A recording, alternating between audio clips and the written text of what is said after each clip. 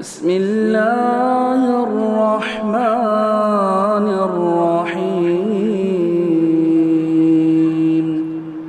الحمد لله نحمده ونستعينه ونستغفره ونعوذ بالله من شرور أنفسنا ومن سيئات أعمالنا من يهده الله فلا مضل له ومن يضلل فلا هادي له وأشهد أن لا إله إلا الله وحده لا شريك له وأشهد أن محمدا عبده ورسوله أما بعد فإن خير الحديث كتاب الله وخير الهدي هدي محمد صلى الله عليه وسلم وشر الأمور محدثاتها وكل محدثة بدعة وكل بدعة ضلالة وكل ضلالة في النار. أعوذ بالله من الشيطان الرجيم. بسم الله الرحمن الرحيم. الف لام را کتاب احکمت آیاته ثم فصلت من لدن حکیم خبیر اللہ تعبدوا الا اللہ اننی لکم منہ نذیر مبین وان استغفروا ربکم ثم توبوا الیہ یمتعکم متاعا حسنا الی اجل مسمى ویؤتی کل ذی فضل فضلہ وان تولوا فانی اخاف علیکم عذاب یوم کبیر الی اللہ مرجعکم وهو على كل شيء قدیر. وقال تعالی وتوبوا الى الله جميعا ايها المؤمنون لعلكم تفلحون. وقال تعالى يا ايها الذين امنوا توبوا الى الله توبة نصوحا. محترم حاضرین، خطبہ مسنونہ کے بعد سب سے پہلے میں نے سورہ ہود کی ابتدائی 2-3 آیتیں تلاوت کی، جس کا سیدھا سادہ ترجمہ ہوگا الف لام را. یہ حروف مقطعات میں سے ہے، جس کے بارے میں اہل سنت کا موقف ہے کہ اس کی مراد اللہ بہتر جانتا ہے. اس کے بعد اللہ نے فرمایا کتاب احکمت آیاتہ ثم فصلت، کہ یہ ایسی کتاب ہے قرآن کریم جس کا تناسب یہ دھیان میں رکھیے کہ جس ماہ سے، جس عشرے سے ہم گزر رہے ہیں، اس عشرے اور اس مہینے میں اس قرآن عظیم کا نزول ہوا اور اسی کی مناسبت سے، نسبت سے اس کی ساری فضیلتیں ہیں. یہ ایسی کتاب ہے، اللہ اسی کے بارے میں کہہ رہا ہے، یہ ایسی کتاب ہے احکمت آیاتہ، جس کی آیتوں کو محکم بنایا گیا، مضبوط ہر اعتبار سے، معنی، مضمون، فصاحت، بلاغت، ترکیب، ہر اعتبار سے اس میں کوئی جھول، نقص، خامی کوئی نکال نہیں پائے گا، اور جس نے کوشش کی ناکام ہوا. ثم فصلت، پھر اس کے احکامات کو، واقعات کو، قصوں کو، نصیحتوں کو بہت تفصیل سے صاف صاف بیان کیا گیا. من لدن حکیم خبیر، یہ کس کی جانب سے ہے؟ حکیم خبیر، جو انتہائی حکمت والا، اس کی حکمت میں کوئی کمی نہیں اور سب کچھ جاننے والا، ہر چیز سے باخبر ہے. تو اس کے کلام میں بھی اس کے حکیم و خبیر ہونے کی بات آئے گی. اس سے بڑھ کر بہتر کوئی کلام کوئی پیش کر ہی نہیں سکتا. اللہ رب العالمین نے آگے فرمایا اللہ تعبد. یہ قرآن کیوں اترا؟ اس کا بنیادی مقصد اسے پہنچانے والا رسول. آگے ایمانیات کی 4-5 چیزیں آ جاتی ہے، بنیادیں. اللہ نے فرمایا کہ اللہ تعبدوا الا اللہ، یہ کہ تم اللہ کے سوا کسی کی عبادت نہ کرو. ثم توبوا اللہ تعبد اننی لکم منہ نذیر مبین، میں اللہ سے تمہیں کھلے طور پر ڈرانے والا، نذیر و بشیر، اور بشارت دینے والا ہوں. اللہ نے قرآن کو اتارا. قرآن کا اصل مقصود کیا ہے؟ توحید ہے، کہ اللہ کے سوا کسی کی عبادت نہ کرو. اور اللہ کے رسول، اس کو پہنچانے والے رسول، پیغمبر ہیں، ان پر ایمان لانا ہے. وہ بشیر اور نذیر ہیں، ہمیں ڈرا رہے ہیں، بشارت دے رہے ہیں. اس قرآن کو مانیں گے تو خوشخبری، نہیں مانیں گے تو بھیانک عذاب کا ڈراوا. اللہ کے رسول صلی اللہ علیہ وسلم نے کھلے طور سے پہنچا دیا. قرآن ہمارے سامنے موجود ہے. اس کے بعد اللہ تعالی رسول نے کہا وَأَنِ اسْتَغْفِرُوا رَبَّكُمْ ثُمَّ تُوبُوا إِلَيْهِ، اور یہ کہ تم اپنے پروردگار سے استغفار کرو، اپنی بخشش، معافی، مغفرت کروا لو. ثُمَّ تُوبُوا إِلَيْهِ، پھر اس کی طرف توبہ کرو، اس کی طرف متوجہ ہو جاؤ. یمتعکم متاعا حسنا، اس کا فائدہ یہ ہوگا کہ اللہ تبارک و تعالیٰ ایک مقررہ مدت تک کے لیے دنیا میں تم کو اچھا سامان زندگی دے گا. یہ زندگی کا سامان جس کو اللہ نے دوسری جگہ متاع غرور، دھوکے کا سامان کہا، یہاں متاع حسن کہا.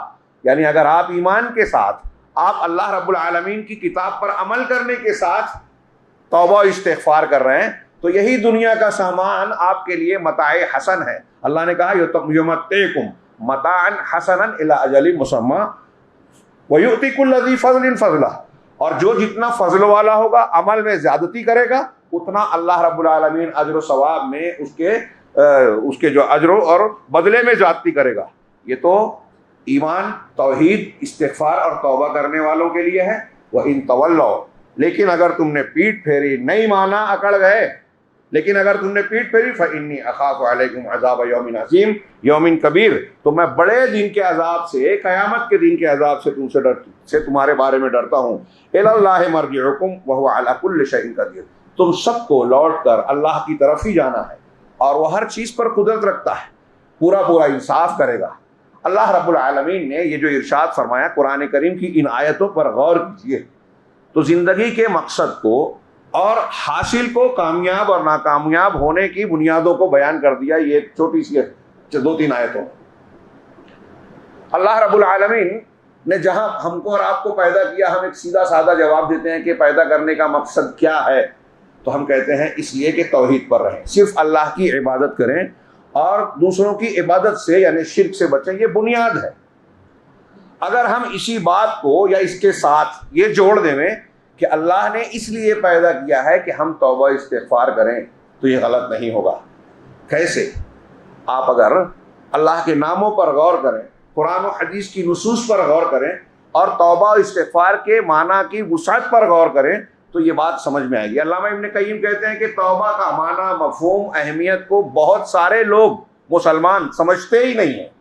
اس کی کیا قدر و قیمت ہے، یہ اپنے اندر پورے دین کو سمیٹے ہوئے ہے، ایمان، احسان، اسلام سب اس میں سمٹا ہوا ہے.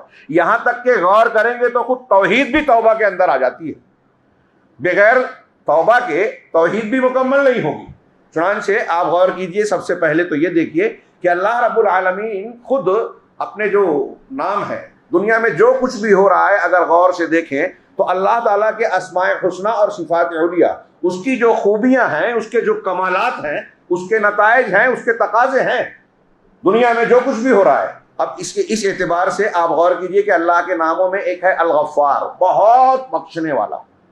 الغفور یہ بھی مبالغے کا صیغہ، خوف بخشش کرنے والا، معاف کرنے والا. التواب بہت توبہ کرنے والا، توبہ کو قبول کرنے والا. ہاں، اللہ رب العالمین کا ایک نام ہے عفو، العفو، اللہم انک عفو تحب العفو فاعف عنی، ہم کہتے ہیں عفو، معاف کرنے والا، خوب معافی دینے والا. یہ اللہ کے نام ہیں اور اللہ کے جو نام ہیں ان ناموں کے تقاضے اور اثرات بھی ظاہر ہوں گے. اللہ توبہ کو پسند کرتا ہے، استغفار کو پسند کرتا ہے، بخشش کرتا ہے. دنیا کے اندر برائیوں کے پیدا کرنے کی حکمتوں میں سے ایک حکمت یہ بھی اہل علم نے بیان کیا کہ اللہ کو توبہ پسند ہے.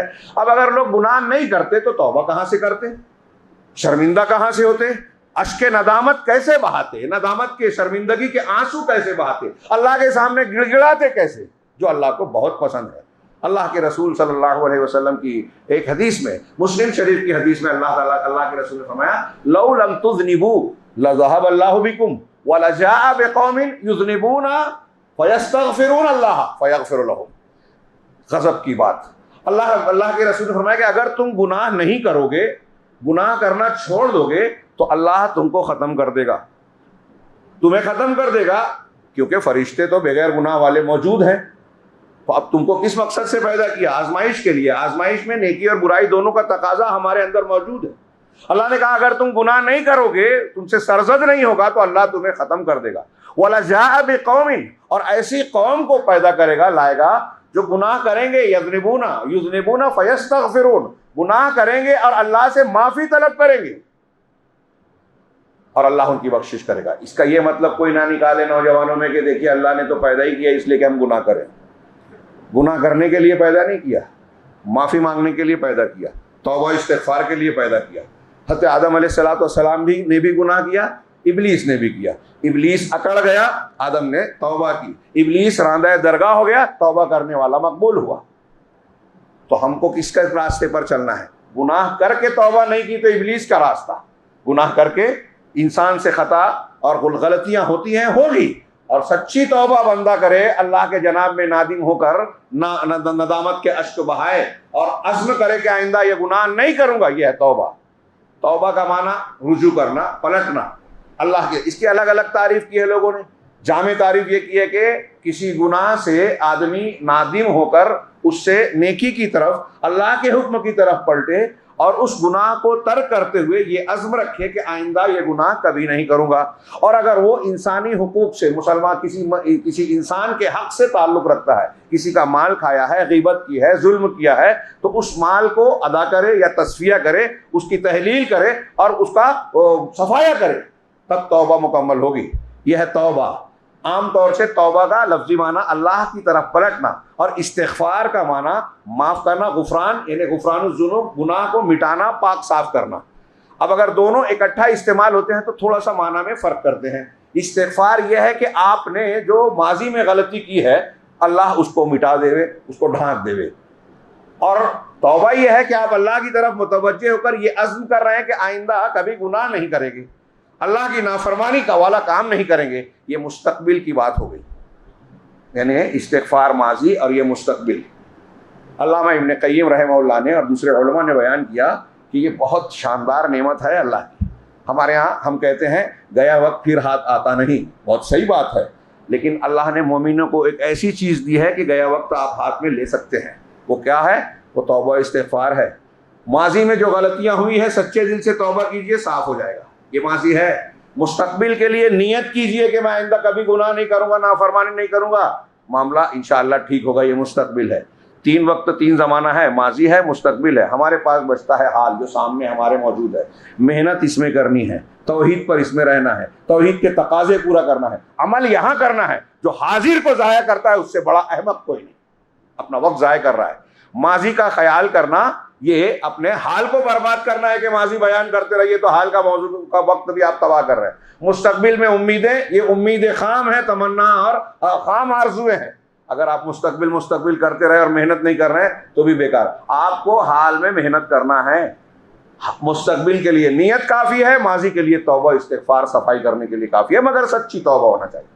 تو میں یہ عرض کر رہا تھا کہ اللہ رب العالمین کے اسماء حسنی ہے معاف کرنے والا، توبہ کو قبول کرنے والا، توبہ کو پسند کرنے والا۔ اس لیے اللہ رب العالمین کو توبہ بہت ہی پسند ہے، بہت ہی پسند ہے۔ بخاری مسلم کی ایک حدیث تھوڑے تھوڑے الفاظ کے فرق سے ہے۔ ہاں، ایک بندہ گناہ کرتا ہے، اللہ کی رسول نے فرمایا، ہاں، اور وہ توبہ کرتا ہے، کہتا ہے رب اغفر لی، پروردگار مجھے معاف کر دے۔ اللہ تبارک و تعالیٰ فرشتوں کے بیچ کہتا ہے کہ میرے بندے نے، ہاں، اذنب عبدی وعرف ان لہ ربہ، میرے بندے نے گناہ کیا اور وہ یہ جانتا ہے کہ اس کا ایک رب ہے جو گناہوں کو معاف کرتا ہے اور گناہوں پر پکڑ بھی کرتا ہے۔ اس نے مجھ سے معافی مانگی، تم گواہ رہو، میں نے اسے معاف کر دیا۔ پھر بندہ سچی توبہ کرتا ہے، ارادہ ہے کہ آئندہ نہیں کروں گا، پھر وہ گناہ کرتا ہے، لیکن پھر کرتا ہے کہ اذنبت ربی فاغفر لی، پروردگار میں نے گناہ کر لیا، پھر تو مجھے بخش دے۔ اللہ تعالیٰ فرشتوں سے پھر سے کہتا ہے میرے بندے نے پھر گناہ کیا، لیکن وہ جانتا ہے، اس معرفت رکھتا ہے کہ اس کا رب ہے جو پکڑتا بھی ہے، چھوڑتا بھی ہے، معاف کرتا ہے۔ اس نے مجھ سے معافی مانگی، تم گواہ رہو، میں نے پھر معاف کیا۔ تیسری مرتبہ بھی ایسا ہی ہوتا ہے۔ تیسری مرتبہ اللہ رب العالمین فرشتوں سے کہتے ہوئے یہ کہتا ہے کہ تم گواہ رہو، میرا یہ بندہ جب تک گناہ کر کے معافی مانگتا رہے گا تب تک میں اسے معاف کرتا رہوں گا۔ صحیح مسلم کی ایک حدیث ہے کہ اللہ کے رسول صلی اللہ علیہ وسلم نے فرمایا کہ اللہ بندوں کی توبہ اس وقت تک قبول کرتا رہے گا جب تک کہ سورج مغرب سے نہ نکل جائے۔ یہ تو عمومی دنیا کی بات ہے، لیکن ہمارے اور آپ کو اتنا چانس نہیں ہے۔ ان اللہ یقبل توبۃ العبد ما لم یغرغر، اللہ تعالیٰ بندے کی توبہ کو اس وقت تک قبول کرے گا جب تک جان گلے میں نہ اٹک جائے، یعنی نزا کی حالت اور سکرات کا عالم نہ آ جائے، موت کے آثار نمایاں نہ ہو جائیں، تب تک اللہ تعالیٰ توبہ قبول کرتا رہے گا۔ اور کیسا رب العالمین کا دربار ہے، اس کی رحمت کا، مغفرت کا دامن کتنا وسیع ہے۔ ہاں، اللہ رب العالمین نے فرمایا یا عبادی قل یا عبادی الذین اسرفوا علی انفسہم، کہ اے محمد آپ لوگوں کو بتائیے، میری طرف سے یہ اعلان کیجئے کہ اے میرے بندو، اللہ کے بندو، جنہوں نے اپنے آپ پر اسراف کیا ہے، گناہ کیا ہے، لا تقنطوا من رحمت اللہ، اللہ کی رحمت سے مایوس نہ ہو جانا، ان اللہ یغفر الذنوب جميعا، اللہ تبارک و تعالیٰ تمام گناہوں کی بخشش کرتا ہے، یہاں مایوس ہونے کا سوال ہی نہیں ہے۔ اللہ تبارک و تعالیٰ نے بخاری وغیرہ میں واقعہ ہے کہ 99 قتل کیا ایک آدمی نے، ندامت ہوئی، اللہ کا ڈر پیدا ہوا، توبہ کرنا چاہا، سچی توبہ۔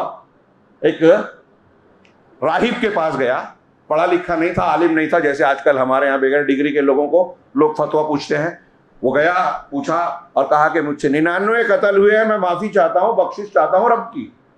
کیا شکل ہوگی؟ کہا تو نے اتنا خون کیا, ارے تیری بخشش ہی نہیں ہے. تو اس نے اسے بھی مار دیا. ہاں 99 مارا تو پھر 100 پورا کر دوں, جب جہنم میں جانا ہی ہے تو یہ تو بھی لے. اس کو بھی مار دیا ہمارے غصے کے, مایوسی کے. لیکن پھر خیال آیا کہ نہیں, مانگنا چاہیے, توبہ کرنی چاہیے. اور پھر ایک آدمی ایک عالم کے پاس گیا تو اس نے توبہ کی جو ہے تعلیم دی اور کہا کہ اللہ سارے گناہوں کی بخشش کرتا ہے. تم ایسا کرو کہ گناہگار لوگوں کی بستیوں میں ہو, جو لوگ کچھ لوگ کھڑے ہوئے ہیں آگے, اگر گنجائش ہے تو لوگ آگے بڑھ جائیں, کھڑے رہنے والے بیٹھ جائیں. ہاں, اور مسجد میں جمعہ کے مسجد کے آداب میں سے ہے کہ ہمیں پہلے آگے کی جگہ بھرنی چاہیے. میں محسوس کرتا ہوں کہ ہمارے یہاں لوگ باتیں سننے کے بعد بھی ایسا لگتا ہے ماننے کو تیار نہیں ہوتے.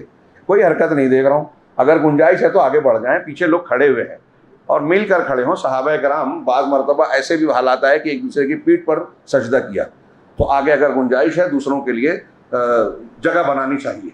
تو اللہ کے میں یہ بتا رہا تھا کہ توبہ و استغفار کا اللہ رب العالمین کے یہاں کیا مقام ہے, کتنا پسند کرتا ہے رب العالمین. ہاں, یہاں علامہ ابن قیم کی ایک عبارت کا میں کا ترجمہ پیش کر رہا ہوں. وہ کہتے ہیں کہ توبہ دین اسلام کی حقیقت ہے. یہ میں اس لیے عبارت کا ترجمہ کر رہا ہوں کہ میں بیان کروں تو کافی وقت لگے گا. یہ باتیں جو چند سطور میں انہوں نے بیان کی ہے وہ شاید بیان نہ کر پاؤں. علامہ ابن قیم نے کہا کہ توبہ دین اسلام کی حقیقت ہے, بلکہ پورا کا پورا دین توبہ کے نام میں, توبہ کے لفظ میں شامل ہے. پورا دین شامل ہے. توبہ مانے پلٹنا. یہاں تھوڑی سی وضاحت کے لیے کہ اگر ایک آدمی توحید اختیار کر رہا ہے نا تو وہ شرک سے پلٹ کے توحید کی طرف آ رہا ہے. سنت اختیار کر رہا ہے تو بدعت سے توبہ تائب ہو کے سنت کی طرف آ رہا ہے.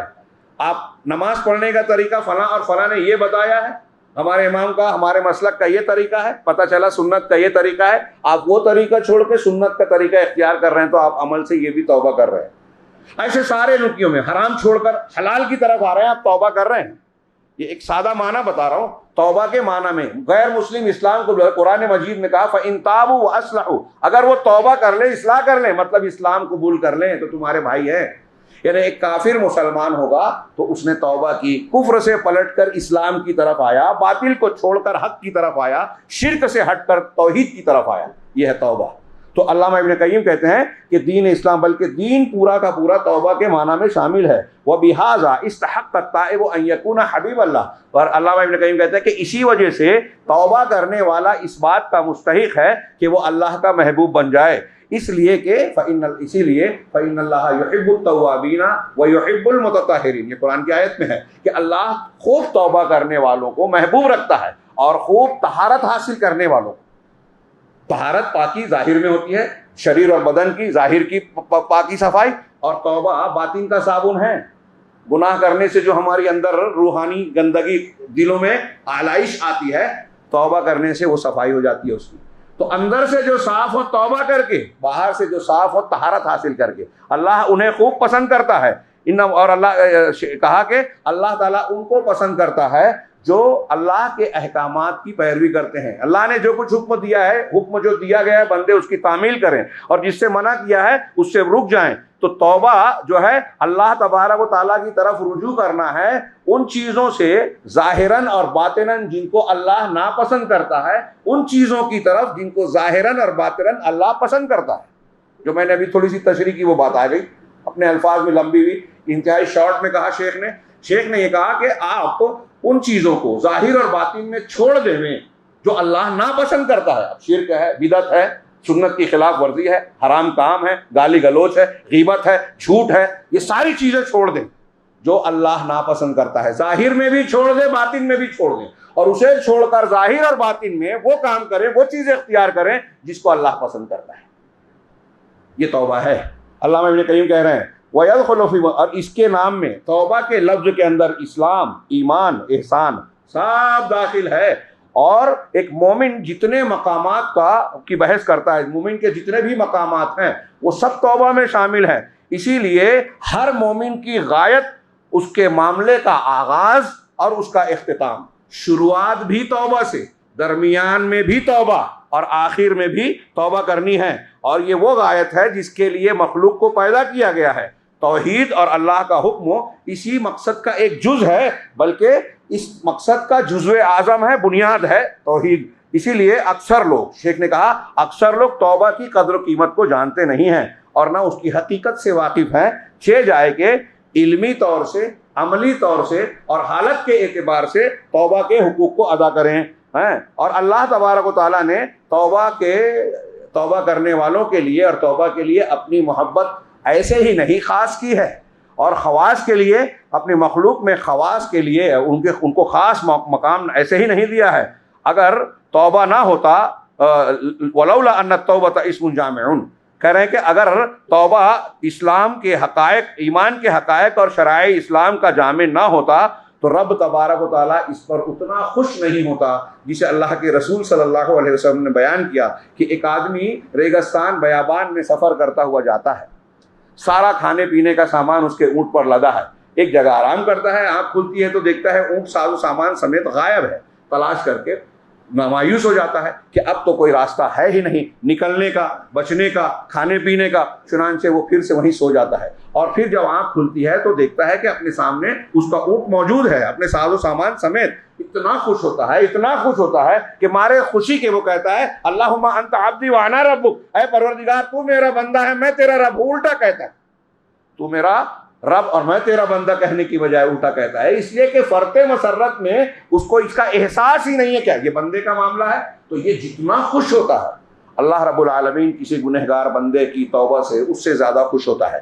علامہ ابن قیم کہہ رہے ہیں کہ اگر شرائع اسلام توبہ اور استغفار کا معنی دین کے تمام ظاہر اور باطن احکامات کو شامل نہیں ہوتا تو اللہ تبارک و تعالیٰ اس سے اتنا خوش نہیں ہوتا، اس کا یہ مقام نہیں ہوتا. چنانچہ لوگ اسلام کے جتنے بھی بلند درجات اور مقامات کے سلسلے میں بات کرتے ہیں اور جتنے بھی حالتوں کا ذکر کرتے ہیں اس کی ساری تفاصیل اور آثار توبہ کے معنی میں داخل ہیں.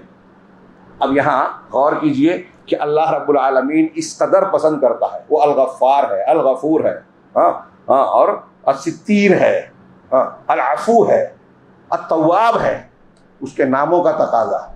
اب یہاں دوسری طرف دیکھیے کہ اللہ کو جب اتنا پسند ہے توبہ و استغفار، یہی وجہ ہے کہ انبیاء کرام علیہم الصلاۃ والسلام کا معاملہ آپ دیکھیں گے کہ اعلیٰ ترین مقام پر ہیں. ہمارا عقیدہ ہے اور یہ ثابت ہے کہ انبیاء معصوم عن الخطا والنسیان ہوتے ہیں، کبیرہ گناہ نہیں کرتے، شرک بت پرستی کا سوال نہیں پیدا ہوتا، منکرات کا ارتکاب انبیاء سے ہو ہی نہیں سکتا. ان میں سے ایک کا چند لوگوں سے کچھ اجتہادی قسم کی وقتی خطا ہوئی ہے، اللہ نے فوراً ٹوکا اور انہوں نے اصلاح کر دی. اس اعتبار سے ان کا کوئی گناہ تھا ہی نہیں، پھر بھی وہ توبہ پہ توبہ کیے جا رہے ہیں. اور کہیں خطا ہوئی تو خوب توبہ کی، خوب توبہ کی.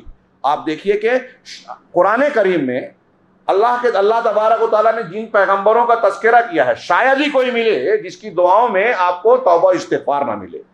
ابن ابو آدم، ہمارے باپ حضرت آدم علیہ الصلوۃ والسلام، ان کی دعا آپ سب کو یاد ہوگی اور ہونی بھی چاہیے کہ جنت سے نکالے گئے، دنیا میں آئے، دعا کیا کی؟ ربنا ظلمنا انفسنا وان لم تغفر لنا وترحمنا لنکونن من الخاسرین. پروردگار ہم نے اپنے نفسوں پر ظلم کیا ہے، ظلمنا انفسنا وان لم تغفر لنا، اگر تو نے ہمیں بخشا نہیں اور وترحمنا اور ہم پر رحم نہیں کیا تو ہم گھاٹا اٹھانے والوں میں سو جائیں گے. کون کہہ رہا ہے؟ نبی پیغمبر. بخشش طلب کر رہے ہیں، مسلسل کر رہے ہیں. اسی طرح حضرت نوح علیہ الصلوۃ والسلام کی کئی دعائیں ہیں. سورہ ہود میں ان کے بیٹے کے تعلق سے جو کہا تو وہیں فوراً توبہ کی، اور سورہ نوح کے آخر میں ہے ان کی لمبی دعا میں بیچ میں ہے رب اغفر لی ولوالدی ولمن دخل بیتی مؤمنا وللمؤمنین والمؤمنات. پروردگار مجھے بخش دے، میرے ماں باپ کو بخش دے، اور ہر اس مومن کو، ہر اس شخص کو جو میرے گھر میں ایمان کے ساتھ داخل ہو، ایمان کی حالت میں، اور تمام مومن مردوں اور عورتوں کی بخشش کر دے. رب اغفر لی. نوح علیہ السلام کہہ رہے ہیں. حضرت موسیٰ علیہ الصلوۃ والسلام کی دعائیں دیکھیے، وہ کہتے ہیں حضرت موسیٰ علیہ السلام قال رب اغفر لی ولأخی وادخلنا فی رحمتک، پروردگار مجھے اور میرے بھائی کو بخش دے اور ہم کو اپنی رحمت میں داخل کر دے. وانت ارحم الراحمین، تو بڑا رحم کرنے والوں میں سب سے زیادہ رحم کرنے والا ہے۔ ایک دوسری جگہ پر کیا دعا ہے، بلیغ دعا ہمیں یاد رہنا چاہیے۔ اللہ کے رسول حضرت موسیٰ علیہ السلام دعا کر رہے ہیں، انت ولینا فاغفر لنا وارحمنا وانت خیر الغافرین واکتب لنا فی ہذہ الدنیا حسنہ وفی الآخرہ، کہ انت ولینا، پروردگار تو ہی ہمارا مالک ہے، کارساز ہے، ولی ہے، ہاں، فاغفر لنا، لہذا تو ہمیں بخش دے، وارحمنا، ہم پر رحم فرما، وانت خیر الغافرین، اور تو سب سے بہتر مغفرت کرنے والا ہے، واکتب لنا فی ہذہ الدنیا حسنہ وفی الآخرہ، اور اس دنیا میں بھی ہمارے لیے اچھائی لکھ دے اور آخرت میں بھی۔ یہ موسیٰ علیہ السلام کی دعا ہے۔ کئی دعاؤں میں سے میں ایک ایک بطور نمونہ پیش کر رہا ہوں، قرآن کریم میں موجود ہے۔ حضرت سیدنا ابراہیم علیہ السلام کی کئی دعائیں، کئی جگہ مغفرت اور توبہ کا مطالبہ۔ یہ مشہور دعا سورہ ابراہیم میں، رب اجعلنی مقیم الصلاۃ ومن ذریتی ربنا وتقبل دعاء ربنا اغفر لی ولوالدی وللمؤمنین یوم یقوم الحساب، کہ پروردگار مجھے نماز کو قائم کرنے والا بنا دے، دعا مانگیے۔ ہاں، کچھ لوگ آ کے بتاتے ہیں، کہتے ہیں کہ نماز کا طریقہ ہمیں پتہ ہے، سنت یہ ہے، لیکن ہم اگر یہ سنت کرنے لگے، رفع الیدین یا فلاں اور فلاں سنت، ہم مان رہے ہیں کہ سنت ہے، لیکن عمل کرنے لگے تو لوگ ناراض ہو جائیں گے، جھنجھٹ پڑ جائے گی۔ ان کو دعا مانگنی چاہیے اس رمضان میں کہ اللہ طاقت دے کہ لوگوں سے زیادہ اللہ کا ڈر ہمارے دلوں میں پیدا ہو۔ یہی امتحان ہے۔ ہاں، جو یہ نہیں کرتے وہ حکومت قائم کرنے کی بات کرتے ہیں، سنت کے پر عمل کرنے میں شرم آتی ہے، ڈر لگتا ہے۔ یہاں بھی توبہ کیجئے، سنت کے طریقے کو اختیار کیجئے، غیر مسنون طریقوں کو چھوڑ کر توبہ کیجئے، اللہ اور رسول کے طریقے پر آئیے۔ اپنے اندر اتنا ایمانی حوصلہ تو ہونا ہی چاہیے، ورنہ ہم کس نام کے مسلمان، کس معنی کے مسلمان ہیں؟ تو اللہ حضرت ابراہیم کہہ رہے ہیں کہ مجھے نماز قائم کرنے والا بنا، وہ مقیم الصلاۃ ومن ذریتی، اور میرے اولاد کو بھی اور نسل کو بھی، ربنا وتقبل دعا، پروردگار تو میری دعا کو قبول کر لے، ربنا اغفر لی ولوالدی، پروردگار مجھے اور میرے والدین کی بخشش فرما، ہاں، وللمؤمنین، اور مومنوں کی بخشش فرما یوم یقوم الحساب، جب حساب کا دن قائم ہوگا۔ یہ سیدنا ابراہیم علیہ السلام کی دعا، ہاں، حضرت ایوب کی دعا، دوسرے انبیاء کی دعا، حضرت صالح کی دعائیں دیکھیے، حضرت شعیب کی دعائیں دیکھیے، حضرت یونس علیہ السلام سے کی غلطی کا بہت شہرہ ہے، ہاں، مچھلی کے پیٹ میں گئے، ان کی جو دعا ہے دیکھیے، توحید اور توبہ۔ میں کہہ رہا ہوں دنیا میں ایک دوسرے سے جڑے ہوئے ہیں، زندگی کا مقصد ایک توبہ بھی ہے۔ اللہ دو چیزیں ہم سے پسند کرتا ہے، کہ صرف اس کی عبادت کریں، شرک نہ کریں، اور انسان کی حیثیت، انسان ہونے کی حیثیت سے ہم سے غلطیاں ہو گئی تو ہم اللہ تعالیٰ کے سامنے جھکیں، گڑ گڑائیں، روئیں، شرمندگی کے ساتھ اس سے توبہ کریں سچی۔ یہ اللہ کو بہت پسند ہے۔ لہذا انبیاء کرام اللہ کی اس پسندیدہ عبادت کو انجام دے رہے ہیں، گناہ صاف ہے پھر بھی توبہ، کیونکہ یہ ایک عبادت ہے اور اللہ کو پسند ہے۔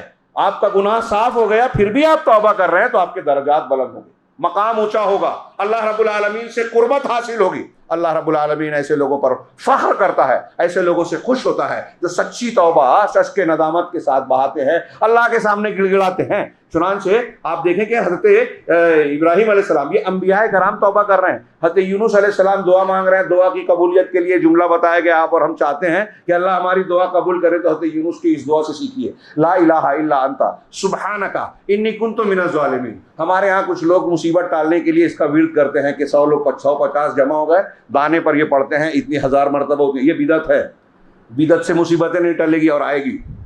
سنت پہ عمل کیجئے، اللہ سے تنہائی میں جو دعا کے آداب ہیں، جو مسنون طریقے ہیں ویسے دعا کیجئے، اور پھر اس ان الفاظ سے اور ایسے کئی الفاظ جو قرآن و حدیث نے بتایا مانگیے۔ ان کلمات میں دیکھیے کہ لا الہ الا انت، یہ توحید ہے کہ پروردگار تیرے سوا کوئی عبادت کے لائق ہے ہی نہیں، سبحانک تو پاک ہے، کوئی شریک نہیں ہے تیرا، شرک سے پاک ہے، انی کنت من الظالمین، میں ہی ظالمین میں سے ہوں، میں ہی گناہ کرنے والوں میں سے ہوں، تو معبود ہے، پاک ہے، میں گناہ کرنے والا ہوں، معاف کر دے۔ مفہوم یہ ہوا۔ مچھلی کے پیٹ میں، میں اکثر کہتا ہوں کوئی نیٹ ورک نہیں تھا، کوئی تعلق نہیں تھا، اللہ تعالیٰ نے سنا، ہمارے پاس کوئی ذریعہ نہ ہو، کوئی وسیلہ نہ ہو، دشمن بڑے ہیں، ہاں، سپر پاور ہیں، خلاف تنظیمیں ہیں، سازشیں ہیں، ایجنسیاں ہیں، ڈرنے کی کوئی ضرورت نہیں ہے۔ اللہ سے اپنا کنیکشن مضبوط کیجئے، کہیں بھی رہیں، توحید اور توبہ اختیار کیجئے۔ یہ توبہ اللہ تبارک و تعالیٰ ہم سے چاہتا ہے، ہماری جو مصیبتیں آتی ہیں اس کا نتیجہ یہی ہونا چاہیے۔ سورہ توبہ میں اللہ نے کہا اولا یرون انہم یفتنون فی کل عام مرۃ او مرتین، کیا یہ دیکھتے نہیں کہ سال میں 1 یا 2 مرتبہ ان کو فتنے میں ڈالا جاتا ہے؟ طوفان آتا ہے، زلزلہ آتا ہے، پریشانیاں آتی ہیں، حکمراں کی طرف سے جو ہے ظلم ہوتا ہے، آفتیں آتی ہیں، فتنے آتے ہیں، سال میں 1 یا 2 مرتبہ آتا ہی ہے، ثم لا یتوبون ولا هم یذکرون، پھر بھی توبہ نہیں کرتے اور نہ نصیحت حاصل کرتے ہیں۔ مطلب یہ کہ ان مصیبتوں کا ایک نتیجہ یہ ہونا چاہیے کہ ہم توبہ کریں، اللہ کی طرف پلٹیں، اللہ کی دین کی طرف پلٹیں، یہ دیکھیں کہ ہم سے کہاں غلطی ہو رہی ہے، ہم سے کہاں کوتاہی ہو رہی ہے، اپنے گناہ کے نتائج، اپنے گناہوں کو دیکھیں۔ بعض سلف کا طریقہ یہ تھا، ایک مرتبہ کسی سلف کو راستے میں ایک آدمی مل کر اس سے ان سے جو ہے برا بھلا کہنے لگا، کہا یہاں رکو میں گھر میں سے آتا ہوں، تھوڑی دیر گئے، تھوڑی دیر کے بعد واپس نکلے، پوچھا اندر جا کے آپ نے کیا کیا؟ کہا میں نے اللہ سے 2 رکعت نماز پڑھ کے اللہ سے دعا کی، کیا اے اللہ مجھ سے جو بھی گناہ ہوا ہے جو میرے علم میں شاید نہیں ہے تو مجھے معاف کر دے، جس گناہ کی وجہ سے اس شخص کو تو نے مسلط کیا۔ تو انہوں سے کہا کہ میں نے جا کے اندر اللہ سے دعا مانگی کہ تم نے جو میرے ساتھ بدتمیزی کی ہے، میرے اوپر مسلط ہوئے ہو، یہ یقیناً میرے کسی نہ کسی گناہ کا نتیجہ ہے، اس لیے میں نے جا کے اندر توبہ کی۔ اب سوچیے ہم مسلمانوں کو کیا کرنا چاہیے، آج کتنی مصیبتیں، کتنے پریشانی، کتنے ٹینشن ہیں، لیکن لوگوں کو یہ سمجھ ہی میں نہیں آتا نا، سیاسی طاقت ہو، ایسی تدبیر ہو، فلاں کے در پہ جا کے جھکیں، ڈگری لے لیں، معاشی طاقت حاصل کریں اور نئی تنظیم بنا لیں، پارٹیوں سے جڑ جائیں، دنیا کی باتیں جو اللہ اور رسول نے بتایا وہ نہیں کرتے۔ یہ انبیاء کرام، میں نے کچھ نبیوں کے تھوڑے سے نمونے بتائے، اس سے بھی صرف یہ حصہ اللہ کے نام، اللہ کا پسند کرنا، توبہ کرنے والوں کو ایک مومن کے لیے ابھارنے کے لیے کافی ہونا چاہیے کہ توبہ کا عاشق بن جائے، اس کا چاہنے والا، اس کے خوب عمل کرنے والا بنے۔ دوسرے، انبیاء کرام معصوم ہیں، صاف ہیں، پھر بھی توبہ پہ توبہ کر رہے ہیں، نمونہ ہے ہمارے سامنے، اور یہ توحید کی دلیل بھی ہے۔ آپ اللہ کے نبی جناب محمد رسول اللہ صلی اللہ علیہ وسلم کا طریقہ دیکھیے، اللہ کے رسول صلی اللہ علیہ وسلم نے کہا، بخاری مسلم کی 20 حدیثیں، کہا کہ لوگوں اللہ تعالیٰ سے خوب توبہ و استغفار کرو، میں ایک دن میں 100 مرتبہ سے زیادہ اللہ سے توبہ استغفار کرتا ہوں۔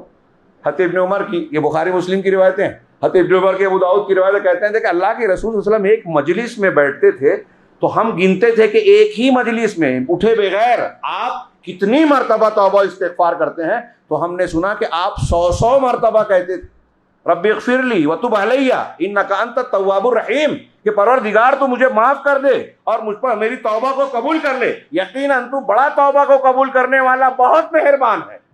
نبی پاک سید المرسلین، خاتم النبیین، رحمت للعالمین، ایک مجلس میں 100 مرتبہ، اور آپ کہہ رہے ہیں کہ میں خود 100 مرتبہ ایک دن میں توبہ کرتا ہوں، تم بھی کرو۔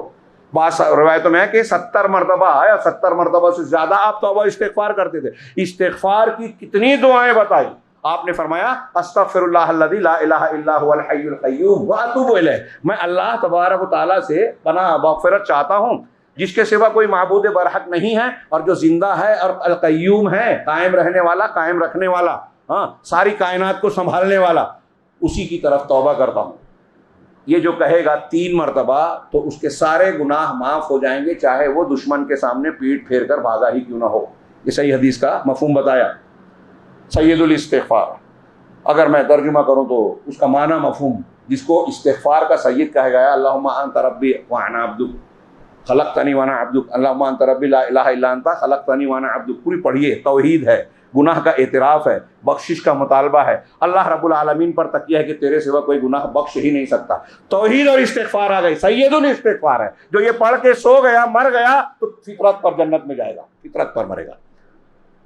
صحیح حدیث ہے، بخاری کی روایت ہے، سید الاستغفار، نبی کریم صلی اللہ علیہ وسلم نے یہ بتایا۔ اب آپ دیکھیے کہ ابھی علامہ ابن قیم کے قول میں ہم نے پڑھا کہ ابتدا بھی توبہ، سورہ توبہ میں التائبون العابدون الحامدون السائحون، جو مسلمانوں کے اسٹیپس بتائے ہیں نوجوانوں کی اصلاح یا مسلمان کی تربیت کے لیے، اسٹارٹ توبہ بتایا۔ تو آغاز بھی توبہ ہے کہ آپ شرک گناہ سے توبہ کر کے اللہ کے ساتھ عہد و پیمان کریں کہ دین پہ چلیں گے، اختتام بھی توبہ ہونا چاہیے۔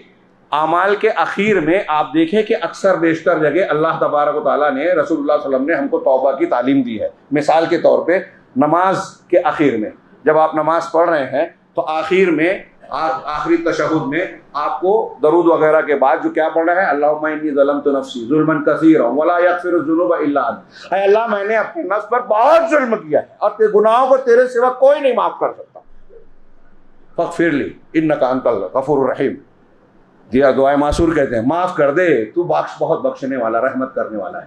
پھر اور بھی دعا بتائی ہے سلام پھیرنے سے پہلے، تو اس میں ایک یہ بھی ہے کہ اللہم اغفر لی ما قدمت وما اخرت، جو میں نے آگے کیا جو پیچھے گناہ کیا پروردگار اسے بخش دے، وما اسررت وما اعلنت، جو میں نے چھپ کر کیا جو اعلان کیا کھل کر کیا، وما انت اعلم بہ منی، اور وہ گناہ جو مجھ سے زیادہ تو جانتا ہے۔ ہم بہت سے اپنے گناہ کو نہیں جانتے، اللہ کے رسول نے سکھایا جو میں نہیں جانتا وہ بھی تو معاف کر دے۔ انت المقدم وانت المؤخر لا الہ الا انت، تو ہی مقدم ہے آگے کا ہے، تو ہی پیچھے کا ہے مؤخر ہے، اور تیرے سوا کوئی معبود نہیں۔ یہ سلام پھیرنے سے پہلے سجدے کی دعاؤں میں سے ایک دعا بتائی، اللہم اغفر لی ما اسررت وما، رب اغفر لی کیا ہے، ذنبی کلہ دقہ وجلہ واولہ وآخرہ وعلانیتہ وسرہ، کہ پروردگار جو بھی میرا گناہ ہے، دقیق ہو یا بڑا ہو، چھوٹا ہو یا بڑا ہو، کھلا ہو یا چھپا ہو، ہاں جو میں نے کھل کر کیا چھپے کیا جو بھی کیا سب معاف کر دے پروردگار۔ سجدے میں اللہ کے رسول یہ دعا بھی پڑھ دے۔ سلام پھیرنے کے بعد استغفر اللہ کہتے تھے، ہاں حج کے آخر میں کہا، آخر کے اعمال میں ثم افیضوا من حیث افاض الناس واستغفر اللہ ان اللہ غفور رحیم، پھر جیسے لوگ پلٹتے ہیں افاضہ طواف افاضہ کرنے کے لیے لوٹنے والا، پھر جیسے لوگ پلٹتے ہیں تم بھی پلٹو اور اللہ سے مغفرت استغفار کرتے جاؤ، یقینا اللہ بہت بخشنے والا اور رحم کرنے والا ہے۔ حج کے آخر میں یہ کہا۔ مجلس کے اختتام کی دعا کہ سبحانک اللہم وبحمدک اشہد ان لا الہ الا انت استغفرک واتوب الیک۔ آپ کہیں مجلس میں بیٹھے ہیں، جب اٹھنے لگے تو آخر میں یہ دعا پڑھ لے، کوئی غلطی ہوئی اللہ معاف کرے گا۔ مجلس کے اختتام پر آپ یہ دعا سکھا رہے ہیں جس میں تسبیح اور حمد ہے، توحید ہے، شہادت ہے اور استغفار اور توبہ ہے۔ یہ ہماری زندگی کا اللہ کی بندگی دینے کا بنیادی مقصد اس میں کھنچ جاتا ہے، سمٹ جاتا ہے، توحید اور توبہ، اللہ کی حمد و تعریف توحید سے جڑی ہوئی۔ مجلس کے اختتام پر یہ دعا سکھائی۔ رمضان کے اخیر میں لیلۃ القدر ہے، آخری عشرہ ہے، اس کے لیے جو خصوصی دعا اللہ کے رسول صلی اللہ علیہ وسلم نے بتائی، اللہم انک عفو تحب العفو فاعف عنی، پروردگار تو معاف کرنے والا ہے، معافی کو پسند کرتا ہے، لہذا تو مجھے معاف کر دے۔ اتنی زبردست بات۔ یہ رمضان کے اخیر میں دعائیں کرنا، اللہ کے رسول صلی اللہ علیہ وسلم معتکف ہو جاتے تھے، آخری عشرے میں لوگوں سے کٹ کر صرف اللہ کی عبادت اور اس میں خوب دعائیں، توبہ استغفار۔ آپ کے تہجد کی کیفیت سنتے ہیں آپ کہ سجدے میں رکوع میں لمبے لمبے کرتے تھے، آپ کے سینے سے ایسی آواز آتی تھی جیسے کہ ہانڈی کو کھولاتے ہوئے جب اس میں پانی ابلے تو آتی تھی، روتے تھے آپ ہچکیاں باندھ کر۔ نبی صلی اللہ علیہ وسلم کا مقام کیا ہے، کتنے اعلیٰ مقام کے ہیں، ہاں آپ کا کوئی گناہ نہیں تھا لیکن اللہ کے دربار میں آپ ایسے روتے تھے، نمونہ دیا ہے ہم کو اور آپ کو۔ لہذا اس کو اختیار کرنا چاہیے۔ اعمال کے اخیر میں ہمیں اپنے توبہ استغفار، اعمال کے آخر میں توبہ استغفار کی ایک حکمت اہل علم نے یہ بھی بتائی ہے کہ اگر عمل میں کوئی کمی رہ گئی، سلام پھرتے آپ استغفر اللہ کیوں کہہ رہے ہیں کہ عمل میں کمی رہ جائے گی، انسان بشر ہیں ہم، ہاں خوشو خضو میں عمل میں کچھ نہ کچھ کمی اگر رہ گئی ہے تو اللہ معاف کر دے، یہ جو خامی ہے اس کی تلافی کر دے، ہاں معاف کر دے، ہمیں بخشش کر دے، خامی کو دور کر دے۔ یہ تقاضا ہے عمل کے اخیر میں دعا اور استغفار کرنے کا۔ ہم رمضان کے آخری ایام سے گزر رہے ہیں، یہ ہمیں بھی اس کا لحاظ کرنا چاہیے۔ قرآن و حدیث کی ان تعلیمات کی روشنی میں جو چند میں نے بتایا، قرآن میں اللہ رب العالمین نے توبہ کا آرڈر دیا ہے، وَتُوبُوا إِلَى اللَّهِ جَمِيعًا أَيُّهَا الْمُؤْمِنُونَ لَعَلَّكُمْ تُفْلِحُونَ، سورہ نور کی مشہور آیت کہ اے سارے مومنوں سب مل کر اللہ کی طرف توبہ کرو، پلٹو تاکہ تم کامیاب ہو جاؤ، سب اکٹھا ہو کر۔ اور اسی طرح کہا یا ایھا الذین آمنوا توبوا الی اللہ توبۃ نصوحا، اے ایمان والو اللہ کی طرف سچی توبہ کرو، سچی خالص۔ حضرت عمر، حضرت ابن عباس، متعدد صحابہ تابعین سے پوچھا گیا الگ الگ روایتوں میں کہ توبۃ نصوح کسے کہتے ہیں، تو انہوں نے کہا اکثر و بیشتر کے الفاظ کا فرق سے یہی معنی ہے کہ ایسی سچی توبہ کہ بندہ جب توبہ کرے تو دل میں یہ پختہ ارادہ ہو کہ آئندہ یہ گناہ نہیں کروں گا، دوبارہ یہ گناہ نہ کرے، یہ توبہ توبۃ نصوح ہے۔ ہاں آدمی جب کر رہا ہے توبہ، سچی توبہ، آئندہ نہ کرنے کا ارادہ۔ یہاں ایک چیز اور بھی، انہی احکامات، انہی آرڈرز کے مقابلے کی روشنی میں علماء کہتے ہیں کہ گناہوں سے توبہ کرنا ہر مسلمان پر فرض ہے، فرض، سنت نہیں، فرض ہے۔ اللہ تعالیٰ نے آرڈر دیا توبو استغفرو، توبہ کرو، استغفار کرو، ہاں اور دنیا اور آخرت کی ساری بھلائیاں اس سے جڑی ہے. فتنہ ٹالنا ہے تو توبہ کرو, بارش کمی رکی ہے تو توبہ کرو. نماز استسقاء میں اللہ کے رسول صرف توبہ استغفار کرتے تھے. ایک مرتبہ قحط تھا, بارش نہیں ہو رہی تھی, حضرت عمر فاروق منبر پر چڑھے اور صرف استغفار کیا, کوئی دوسری دعا کی نہیں, کوئی دوسری دعا نہیں کی. تو ایک صحابی نے پوچھا کہ آپ نے صرف استغفار کیا؟ تو حضرت عمر خطاب نے کہا کہ میں نے اللہ کی رحمت کو اس کے راستے سے مانگا ہے, جو اس کا راستہ ہے ملنے کا وہی مانگا ہے, ہم دوسرے راستوں سے مانگتے ہیں. کہا وہ کیسے؟ کہا قرآن میں اللہ نے کہا استغفروا ربکم انہ کان غفارا, تم اپنے پروردگار سے مغفرت طلب کرو, وہ بہت بخشنے والا ہے, غفار ہے. یرسل السماء علیکم مدرارا, تم پر موسلادھار بارش برسائے گا. ویمددکم باموال وبنین, اور تمہاری مدد کرے گا مال دے کر, اولاد دے کر. اولاد چاہیے استغفار کرو, مال چاہیے استغفار کرو. وَيُمْدِدْكُمْ بِأَمْوَالٍ وَبَنِينَ وَيَجْعَلْ لَكُمْ جَنَّاتٍ وَيَجْعَلْ لَكُمْ أَنْهَارًا, اور تمہارے لیے باغات دے گا اور تمہارے لیے نہریں جاری کرے گا. حضرت حسن بصری کے پاس ایک شخص آیا, بیمار ہوں, ایسا معاملہ ہے, کہا استغفار کرو. ایک آیا قرضہ بہت ہے, کہا استغفار کرو. ایک آیا اور تو کسی شاگرد نے کہا کہ بیماریاں الگ الگ, دوا سب کو ایک ہی دے رہے ہیں آپ. تو کہا یہ قرآن کی آیت پڑھی دیکھیے, اللہ تعالیٰ نے استغفار کے یہ فائدے بتائے ہیں, بارش ملے گی, اولاد ملے گی, باغات ملے گے, ہاں مال ملے گا. یہ چاہیے تو استغفار کرو, توبہ استغفار کیجئے, گناہوں سے توبہ کیجئے, مصیبتیں ٹلے گی. اگر کوئی مصیبت ہے, ہمارے بچے گرفتار ہو رہے ہیں, ہمارے گھر پر بلڈوزر چل رہے ہیں, فلسطین پر آگ برس رہی ہے, بچے بوڑھے جو ہیں مظلومیت کے شدید شکار ہیں, ان کو ٹالنا ہے تو سب سے اہم ہے توبہ کریں. توبہ کریں شرک سے, توبہ کریں بدعات سے, توبہ کریں اپنے دوسرے کاموں, دوسرے گناہوں سے, سودی لین دین سے, حرام کاموں سے جن سے اللہ ناراض ہوتا ہے. جو اللہ کہہ رہا ہے کہ سودی لین دین نہیں چھوڑو گے تو جنگ کا اعلان کر دو, توبہ کیجئے, جنگ کا اعلان ختم کیجئے اللہ سے. اللہ سے جنگ کا اعلان کر کے کون جیتے گا؟ ہاں, بڑے بڑے فرعون اور نمرود چلے گئے. اس کا نتیجہ یہ تھا. یہ تعلیمات جو میں نے عرض کی, کچھ روایتیں پیش کی, کچھ قرآن کی آیتیں. اللہ اہل علم نے کہا توبہ, چھوٹا گناہ ہو یا بڑا, کسی چھوٹے گناہ کو چھوٹا مت سمجھیے, چھوٹے پر اصرار کرنے سے وہ بڑا ہو جاتا ہے. توبہ کیجیے, چھوٹا ہو یا بڑا. جس کی توبہ نہ کی جائے اور جس کی جائے, تو نہ کرنے والا معاف نہیں ہوگا, جس کی جائے معاف ہو جائے گی. لیکن جن کی ہم نہیں کرتے ہیں, جیسے چاہتے ہیں کہ نہیں ابھی کرنا ہے, اور ابھی پورے 99 چوہے نہیں ہوئے, 100 سینچری پوری کرنی ہے, پھر حج کرنے جائیں گے, جیسا کہ ہمارے یہاں محاورہ ہے. جوانی میں عیش کر لیں, بڑھاپے میں جو ہے توبہ کر لیں گے, اعتکاف کر لیں گے, جب کوئی کام دھندہ رہے گا نہیں. یہ نہیں چلے گا. جو ایسا سوچتے ہیں وہ اپنے آپ کو دھوکہ دے رہے ہیں, اور اللہ رب العالمین کو کوئی بیوقوف بنا سکتا ہے, دھوکہ دے سکتا ہے. یہ منافقین کی روش ہے, شیطان کا فریب ہے. لہذا اس دھوکے میں نہیں آنا چاہیے. اتنا پسندیدہ عمل ہے اور ایسی تعلیم ہے اللہ اور رسول اللہ صلی اللہ علیہ وسلم کی. میں نے کہا کہ فرض ہے یہ. اب اس کی کچھ شرطیں ہیں. اگر اللہ کے حقوق سے متعلق کوئی گناہ ہمارا اور آپ کا ہے تو اس کی 3 شرطیں ہیں. یہ اکثر علماء نے کہا, علامہ نووی نے ریاض الصالحین میں بیان کیا. 3 شرطیں کیا ہیں؟ کہ آپ گناہ کو ترک کریں. نمبر 1, دارو پی رہے ہیں اور بول رہے ہیں کہ میں توبہ کر رہا ہوں, گناہ کر ہی جا رہے ہیں, تو پہلے چھوڑنا, گناہ کو چھوڑنا. دوسرے, اس پر شرمندہ ہونا, نادم ہونا. ایک روایت میں الندم ہی التوبہ, الندم هو التوبہ, ندامت ہی توبہ ہے, سچی ندامت. تو ندامت ہو, پھر آئندہ کبھی گناہ نہ کرنے کا عزم, پختہ ارادہ کہ میں نہیں کروں گا. بعد میں ہو جائے الگ بات, لیکن جس وقت آپ توبہ کر رہے ہیں اس وقت دل میں پختہ ارادہ ہونا چاہیے کہ دوبارہ نہیں کروں گا.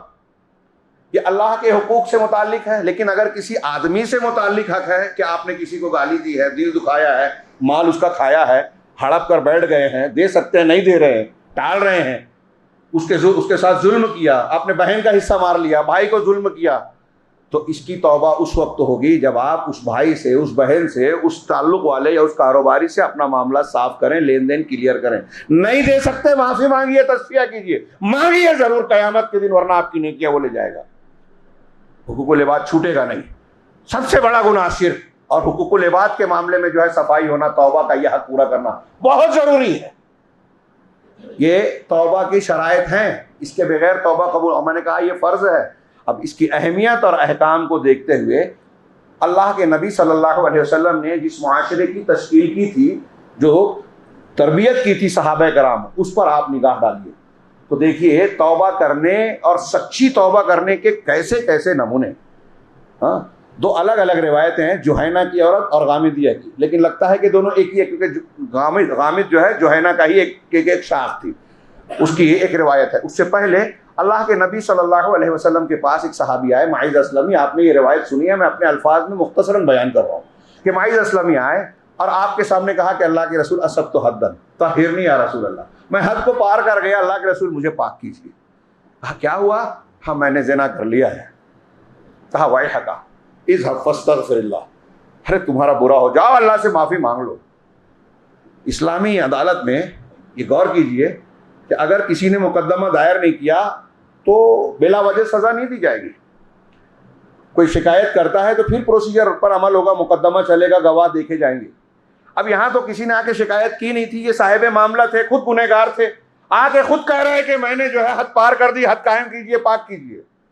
ہاں جاؤ توبہ کر لینا، کوئی گواہ تو ہے نہیں، مقدمہ تو ہے نہیں۔ انہوں نے پھر سامنے آئے گا، 4 مرتبہ بار بار سامنے آ کر کہا۔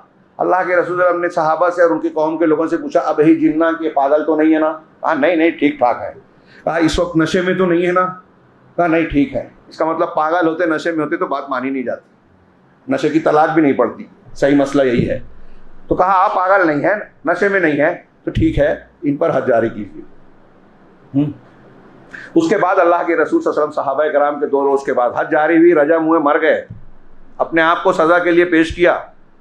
اللہ کے رسول صلی اللہ علیہ وسلم نے صحابہ سے کہا کہ معیذ کے لیے مغفرت طلب کرو، ان کے لیے دعا کرو، غفر اللہ لمعیذ بن اسلم۔ صحابہ نے کہا اور اللہ کے رسول نے کہا کہ انہوں نے ایسی توبہ کی ہے، ایسی توبہ کی ہے کہ اگر ایک امت میں، ایک جماعت میں اسے تقسیم کر دیا جائے تو سب کے لیے کافی ہو جائے، بخشش ہو جائے۔ اس کے فوراً بعد اسی روایت میں، بخاری مسلم کی ایک روایت میں الفاظ ہے کہ اس کے بعد ایک عورت آئی، غامدیہ، اس نے بھی یہی کہا اللہ کے رسول مجھ پر حد جاری کیجیے۔ آپ نے کہا جاؤ، تھوڑی دیر کے لیے سوچئے، ایک عورت ہے، وہ خود آ کے کہہ رہی ہے میں نے زنا کیا۔ اور یہاں ایک اور اہم پوائنٹ شاید بعد میں بھول جاؤں، حضرت معیذ اسلمی کے معاملے میں دیکھیے، حضرت غامدیہ کے مسئلے میں دیکھیے، دونوں معاملے میں اللہ کے رسول صلی اللہ علیہ وسلم نے سیکنڈ پارٹی کے بارے میں سوال بھی نہیں کیا، تحقیق بھی نہیں کرائی، جو سامنے آیا اس کو سزا دے دی، گریز میں نہیں پڑے۔ اور ہمارے ہاں چلتے پھرتے عوامی سطح پہ لوگ ایک دوسرے کے گھروں میں جھانکنے کی کوشش کرتے ہیں، جھوٹی خبر بھی مل جائے تو پھیلا دیتے ہیں۔ یہ کوئی چھوٹا گناہ نہیں ہے، حد قذف اس قسم کا الزام لگانا جرم ثابت ہوگا تو 80 کوڑے مارے جائیں گے، اسلامی عدالت میں سورہ نور میں حکم ہے۔ تو حضرت غامدیہ آئی، ایک عورت ہے، انہوں نے کہا اللہ کے رسول حد جاری، کہا جاؤ تم ایسا کر لو۔ اللہ کہتے ہیں کہ کیا معیذ کی طرح آپ مجھے بھی ہٹانا چاہتے ہیں، واپس بھیجنا چاہتے ہیں؟ اللہ کی قسم مجھے صاف کیجئے، پاک کیجئے، میں نے گناہ کیا ہے۔ ایک عورت، ایک تو گناہ کا کرنا، اور یہ جانتی ہے کہ شادی شدہ تھی اور زنا کرنے کا اعتراف کیا تو ثابت ہو گیا تو مجھے رجم کیا جائے گا، مار ڈالا جائے گا۔ ایک پہلو یہ ہے۔ اور ایک عورت یا مرد کو یہ سوچئے، آج ہمارے سماج میں اگر ہم یہ سوچیں کہ یہ ہمارا ایسا کوئی چھپا ہوا گناہ دنیا کے سامنے آئے تو ہماری کیا بنے گی؟ اور پھر ایک عورت، وہ بھی آج کے جیسا آزاد اور آوارہ معاشرہ نہیں تھا، کیسا سماج تھا وہ نیکوں کا، نیک لوگوں کا۔ اس میں ایک خاتون آ کے جرت سے کہہ رہی ہیں عدالت نبی میں کہ میں نے گناہ کیا ہے، مجھ پر حد جاری کر کے مجھے پاک کیجئے۔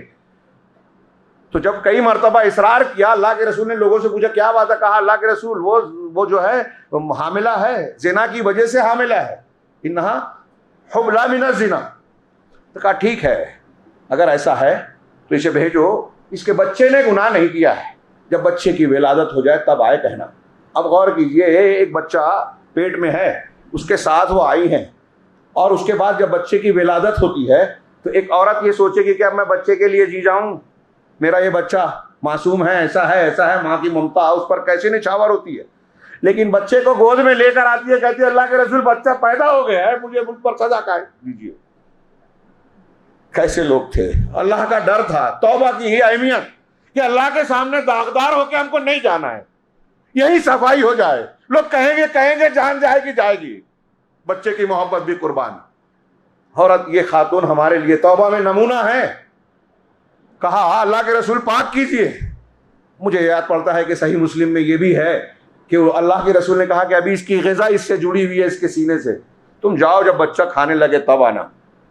بعض روایتوں میں ہے کہ ایک آدمی کو ذمہ دار بنا دیا اور پھر ان کے بارے میں حکم دیا، لیکن اس میں ہے کہ اللہ کے رسول واپس گئی، کچھ دنوں بعد آئی، کہا اللہ کے رسول دیکھیے روٹی کھا رہا ہے، اناج کھانے لگا، اب مجھ کو سزا دے دیجیے۔ خود اعتراف کیا تھا عدالت میں، اگر وہ کہہ دیتی بچے کی ولادت کے بعد کہ یا بچے کے لیے جینا ہے، کہہ دیتی کہ اللہ کے رسول میں نے جھوٹ بولا ہے، بچ جاتی، چھوٹ جاتی. بچے کی ولادت کے بعد اس کے اور بھی موقع ملا، اگر وہ کہہ دیتی کہ میں نے نہیں کیا ہے گناہ، میں نے جھوٹ بولا تھا، بچ جاتی، جان چھوڑ دی جاتی. کوئی آپ کے خلاف گواہ نہیں تھا ان کے خلاف، لیکن اپنے بات سے ہٹی نہیں، قائم رہی، اور بالآخر ان کو اللہ کے رسول نے حکم دیا کہ ان کے اوپر کپڑا باندھا جائے، رجم کیا جائے. مر گئی. اللہ کے رسول صلی اللہ علیہ وسلم، خالد بن ولید، ایک روایت میں کہ حضرت خالد بن ولید نے پتھر مارتے وقت ان کے خون کا چھینٹا آ گیا ان کے اوپر، برا بھلا کہہ دیا. اللہ کے رسول نے کہا کہ خالد اس کو تم برا بھلا کہتے ہو. اللہ کی قسم اس نے ایسی توبہ کی، ایسی توبہ کیا کہ اگر مدینہ کے 70 لوگوں میں بانٹ دی جائے، سب کی بخشش ہو جائے، سب کو کافی ہو جائے. اور جوہینہ کی خاتون کے بارے میں ہے کہ ان کے بارے میں بھی یہی کہا، اللہ کے رسول نے اس کو رجم کروایا اور پھر اس کے بعد نماز جنازہ پڑھی. کبیرہ گناہ کیا تھا لیکن توبہ کر لی، صاف ہو گیا. ہمارے ہاں لوگ بیان کرتے پھریں گے، تاریخ اور ریکارڈ بنا دیں گے، اس کی نسلوں کو بنا دیں گے اس کی ماں ایسی تھی. اللہ کے رسول صلی اللہ علیہ وسلم نے نماز جنازہ پڑھائی. جب آپ نے پڑھا لی تو حضرت عمر نے کہا کہ اللہ کے رسول انتا تصلی علیہا وہی زنت، کہ اس عورت نے زنا اور بدکاری کی اور آپ اس پر نماز جنازہ پڑھ رہے ہیں. حضرت عمر سے اللہ کے رسول نے کہا کہ انہا تابت توبتن لو قسمت بین 70 من اہل المدینہ لوسعتہم، اس نے ایسی توبہ کی ہے کہ اگر مدینہ کے 70 لوگوں میں بانٹ دی جائے سب کو کافی ہوگی. اور ایک اس کی توبہ، اس سے بڑھ کر افضل فضیلت والی بات کیا ہو گیا ہے عمر، کہ اس نے اپنی جان کو اللہ کے لیے قربان کر دیا، اللہ کی سزا کو گلے لگایا، جان کی پرواہ نہیں کی، بچے کی بھی پرواہ نہیں کی. یہ توبہ اللہ کے رسول کے صحابہ کرام وہ کیسے مانتے تھے. ایک لمبا واقعہ توبہ کا، میں نے وقت زیادہ مانگا تھا اور شاید اس واقعے پہ میں بات کو سمیٹوں گا، بہت غور سے سنیے. سورہ توبہ میں اس واقعے کی طرف اشارہ ہے. لقد تاب اللہ علی النبی والمہاجرین والانصار الذین اتبعوہ فی ساعۃ العسرہ، کہ جنہوں نے تنگی کی گھڑی میں نبی کا ساتھ دیا، اللہ تعالیٰ اس نبی اور مہاجرین اور انصار پر متوجہ ہوا. اللہ نے توبہ کی یعنی اللہ متوجہ ہوا رحمت کے ساتھ. ہاں، جنہوں نے تنگی کی گھڑی میں ساتھ دیا. تنگی کی گھڑی کون سی تھی؟ غزوہ تبوک 9 ہجری میں، مدینہ سے لمبا سفر تھا. حضرت عبداللہ بن کعب بن مالک، بخاری اور مسلم کی لمبی روایت ہے. حضرت عبداللہ کہتے ہیں کہ میرے ابا حضرت کعب بن مالک نے، جبکہ وہ نابینا ہو گئے تھے، میں ان کا رہبر تھا، ان کو ساتھ لے کے چلتا تھا بڑھاپے میں، تو انہوں نے اپنی توبہ کا واقعہ مجھے بیان کیا. اور انہوں نے بیان کیا، میں اپنے الفاظ میں اختصار کے ساتھ بیان کر رہا ہوں. وہ کہتے ہیں کہ میں اللہ کے نبی جس دن سے میں نے اسلام قبول کیا، کبھی بھی اللہ کے رسول صلی اللہ علیہ وسلم سے کسی غزوے میں پیچھے نہیں رہا. ہاں، میں بیعت عقبہ میں جو چھپ کر انصار نے اللہ کے رسول صلی اللہ علیہ وسلم کے ہاتھ پر مینا کی گھاٹیوں میں بیعت کی تھی، اس میں شریک تھا، بیعت عقبہ ثانیہ میں. ہاں، میں بدر میں شریک نہیں ہو سکا، اور اس کی وجہ یہ تھی کہ بدر کا معاملہ جو پیش آیا وہ اللہ کے رسول صلی اللہ علیہ وسلم اور آپ کے رفقا قافلے کے پیچھے گئے تھے. پہلے سے کسی کو یہ معلوم نہیں تھا کہ دشمن سے مٹ بھیڑ اور جنگ ہونے کی بات ہونے والی ہے، نوبت آنے والی ہے. آپ قافلے کے پیچھے گئے اور پھر اللہ تعالیٰ نے بغیر کسی پہلے کے پروگرام، منصوبے اور وعدے کے دونوں جماعتوں کو اکٹھا کر دیا. اسی لیے غزوہ بدر میں جو صحابہ شریک نہیں ہو سکے ان کی کوئی سرزنش بھی نہیں کی گئی، لیکن کہہ رہے ہیں کہ غزوہ بدر کا ذکر لوگوں میں زیادہ ہے، مشہور ہے. لیکن میں بیعت عقبہ میں حاضر تھا اور میں یہ پسند نہیں کرتا کہ عقبہ کی حاضری کے مقابلے میں میں بدر میں حاضر رہتا. ہاں، میں بدر کے حاضر نہیں تھی، مجھے اس سے زیادہ یہ پسند ہے کہ میں عقبہ میں حاضر تھا. یہ کوئی چھوٹی بات نہیں تھی یہ بھی. ہاں، جب اللہ کے رسول صلی اللہ علیہ وسلم کا ساتھ دینے والے آپ چھپ چھپ کر مل رہے ہیں ان سے مکہ کی وادیوں میں، اس وقت ساتھ دیا. ہاں، اس وقت یہ بیعت کی کہ آپ ہمارے یہاں آئیے، جان مال اور اپنے بال بچوں سے بڑھ کر آپ کا دفاع کریں گے. کیا ملے گا ہمیں؟ اللہ کے رسول نے کہا جنت. بس کافی ہے، پوری عرب سے پوری دنیا سے جنگ کرنے کے لیے تیار ہیں ہم آپ کے لیے.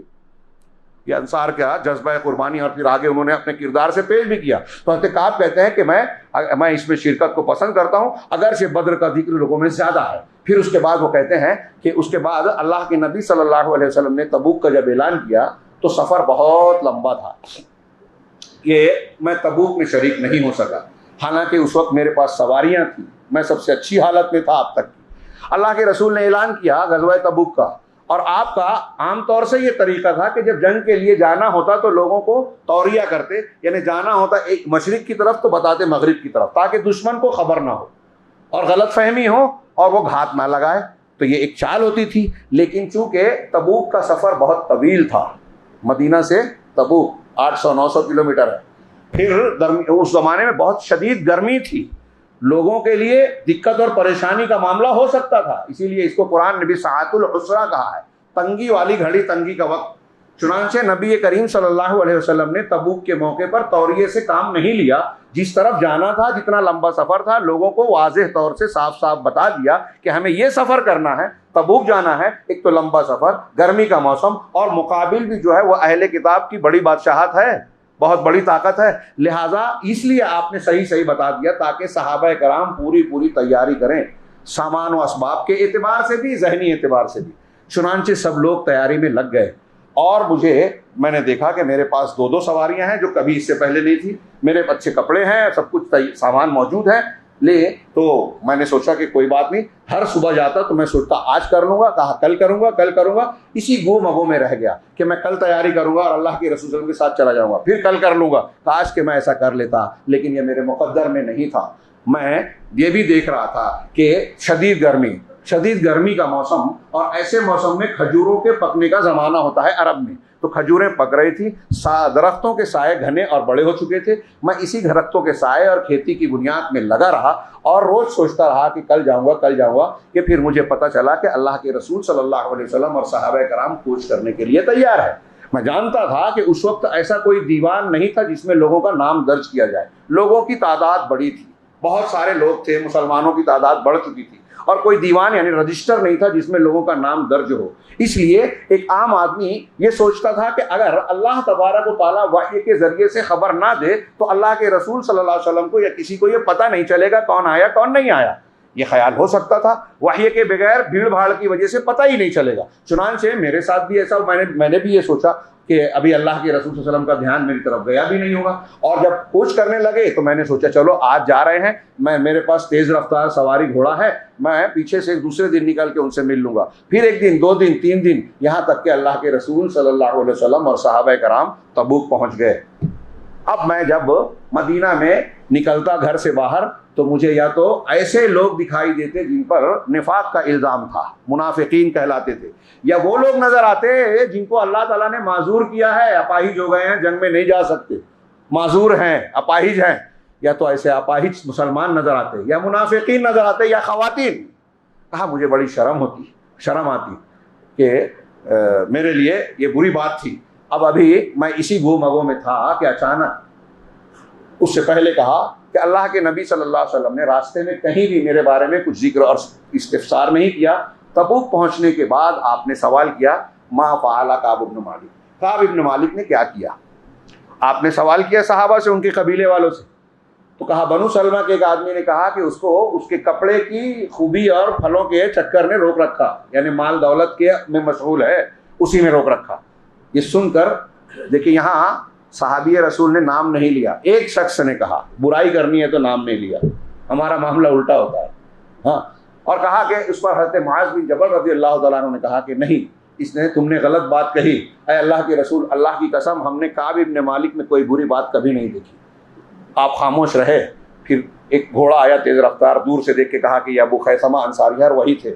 خیر اس کے بعد اللہ کے نبی صلی اللہ علیہ وسلم کے واپسی کی خبر لگی۔ حضرت کعب کہتے ہیں کہ جب میں نے یہ خبر سنی کہ اللہ کے رسول صلی اللہ علیہ وسلم اور لشکر لوٹ رہا ہے تو اب میری بے چینی بڑھ گئی، گھبراہٹ ہونے لگی، اور میں سوچنے لگا کہ آپ کا سامنا کیسے کروں گا، آپ کے سامنے کیا منہ لے کر پیش ہوں گا۔ میں عذر اور بہانے سوچتا رہا، میرے دل میں الگ الگ خیالات آتے، کبھی آتا کہ سچ بولوں گا، کبھی آتا بہانہ کر دوں گا، کوئی عذر پر تراش لوں گا۔ یہی سب کیفیت رہی کہ پتہ چلا اللہ کے نبی صلی اللہ علیہ وسلم مسجد نبوی میں پہنچ چکے۔ آپ کی عادت مبارکہ یہ تھی کہ جب آپ سفر سے لوٹتے تو سب سے پہلے مسجد میں جاتے، 2 رکعت نماز پڑھتے، نماز پڑھنے کے بعد آپ کچھ دیر تشریف رکھتے، لوگ آتے آپ سے ملاقات کرتے، اس کے بعد آپ جاتے۔ چنانچہ آپ نے 2 رکعت نماز پڑھی اور اس کے بعد لوگوں سے ملنے لگے۔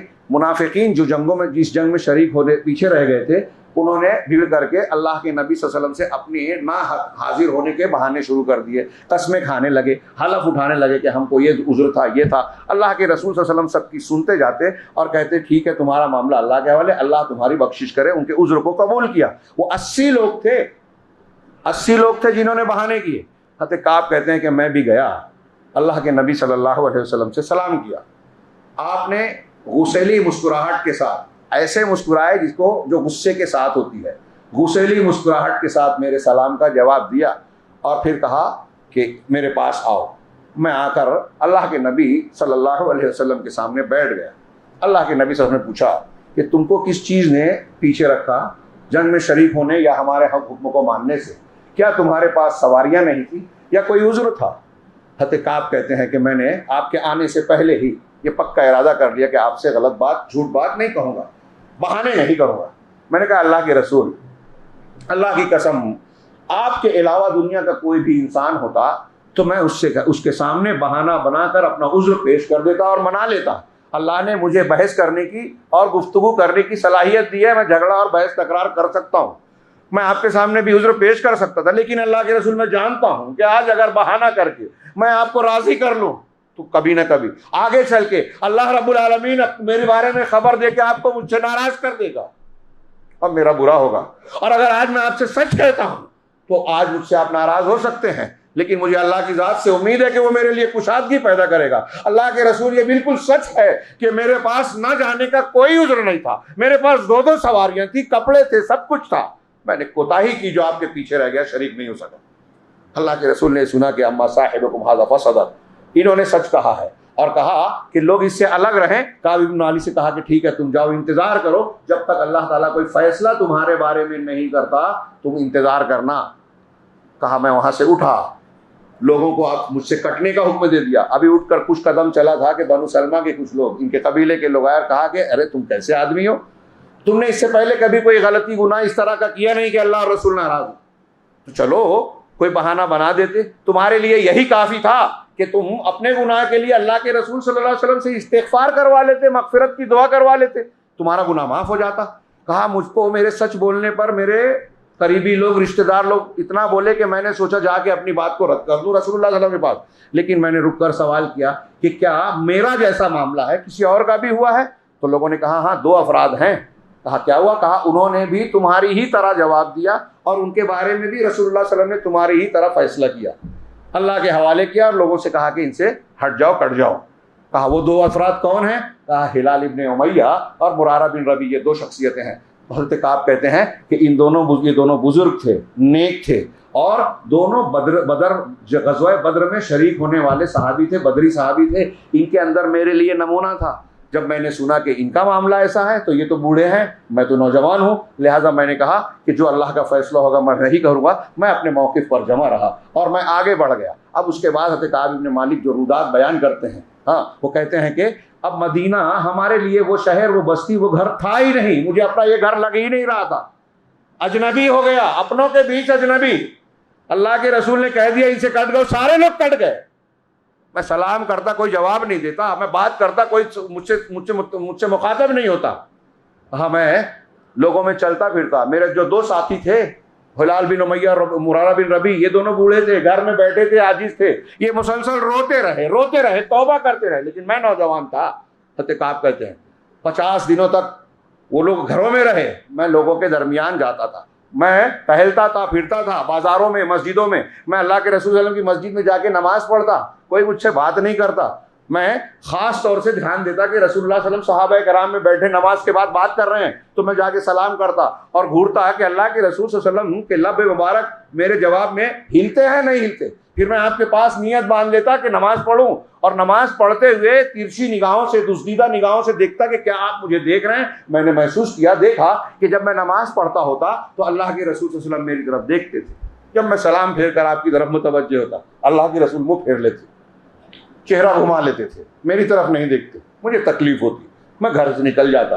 کہا اسی کیفیت میں تھا، ایک دن مجھ سے برداشت نہیں ہوا، میں ابو قتادہ کے باغ میں پیچھے کی دیوار پر چڑھ کر پیچھے سے داخل ہوا۔ ابو قتادہ موجود تھے، یہ انصاری صحابی ہیں، وہ کہتے ہیں کہ وہ میرے چچا زاد بھائی بھی تھے اور میرے محبوب ترین شخص تھے۔ میں ان کے سامنے جا کے سلام کرتا ہوں، اللہ کی قسم انہوں نے میرے سلام کا جواب نہیں دیا۔ میں نے ان سے کہا میں تمہیں اللہ کا واسطہ دیتا ہوں، بتاؤ کیا اللہ اور رسول کو میں پسند نہیں کرتا، میں ایمان نہیں رکھتا؟ ابو قتادہ خاموش رہے۔ پھر میں نے قسم دی، پھر پوچھا، تیسری مرتبہ قسم دی تو انہوں نے اتنا کہا کہ اللہ اور اس کے رسول بہتر جانتے ہیں۔ ان کا یہ جواب سننا تھا کہ میری آنکھوں سے آنسو بہنے لگے اور اسی حالت میں میں جیسے گیا تھا ویسے واپس باہر نکل گیا۔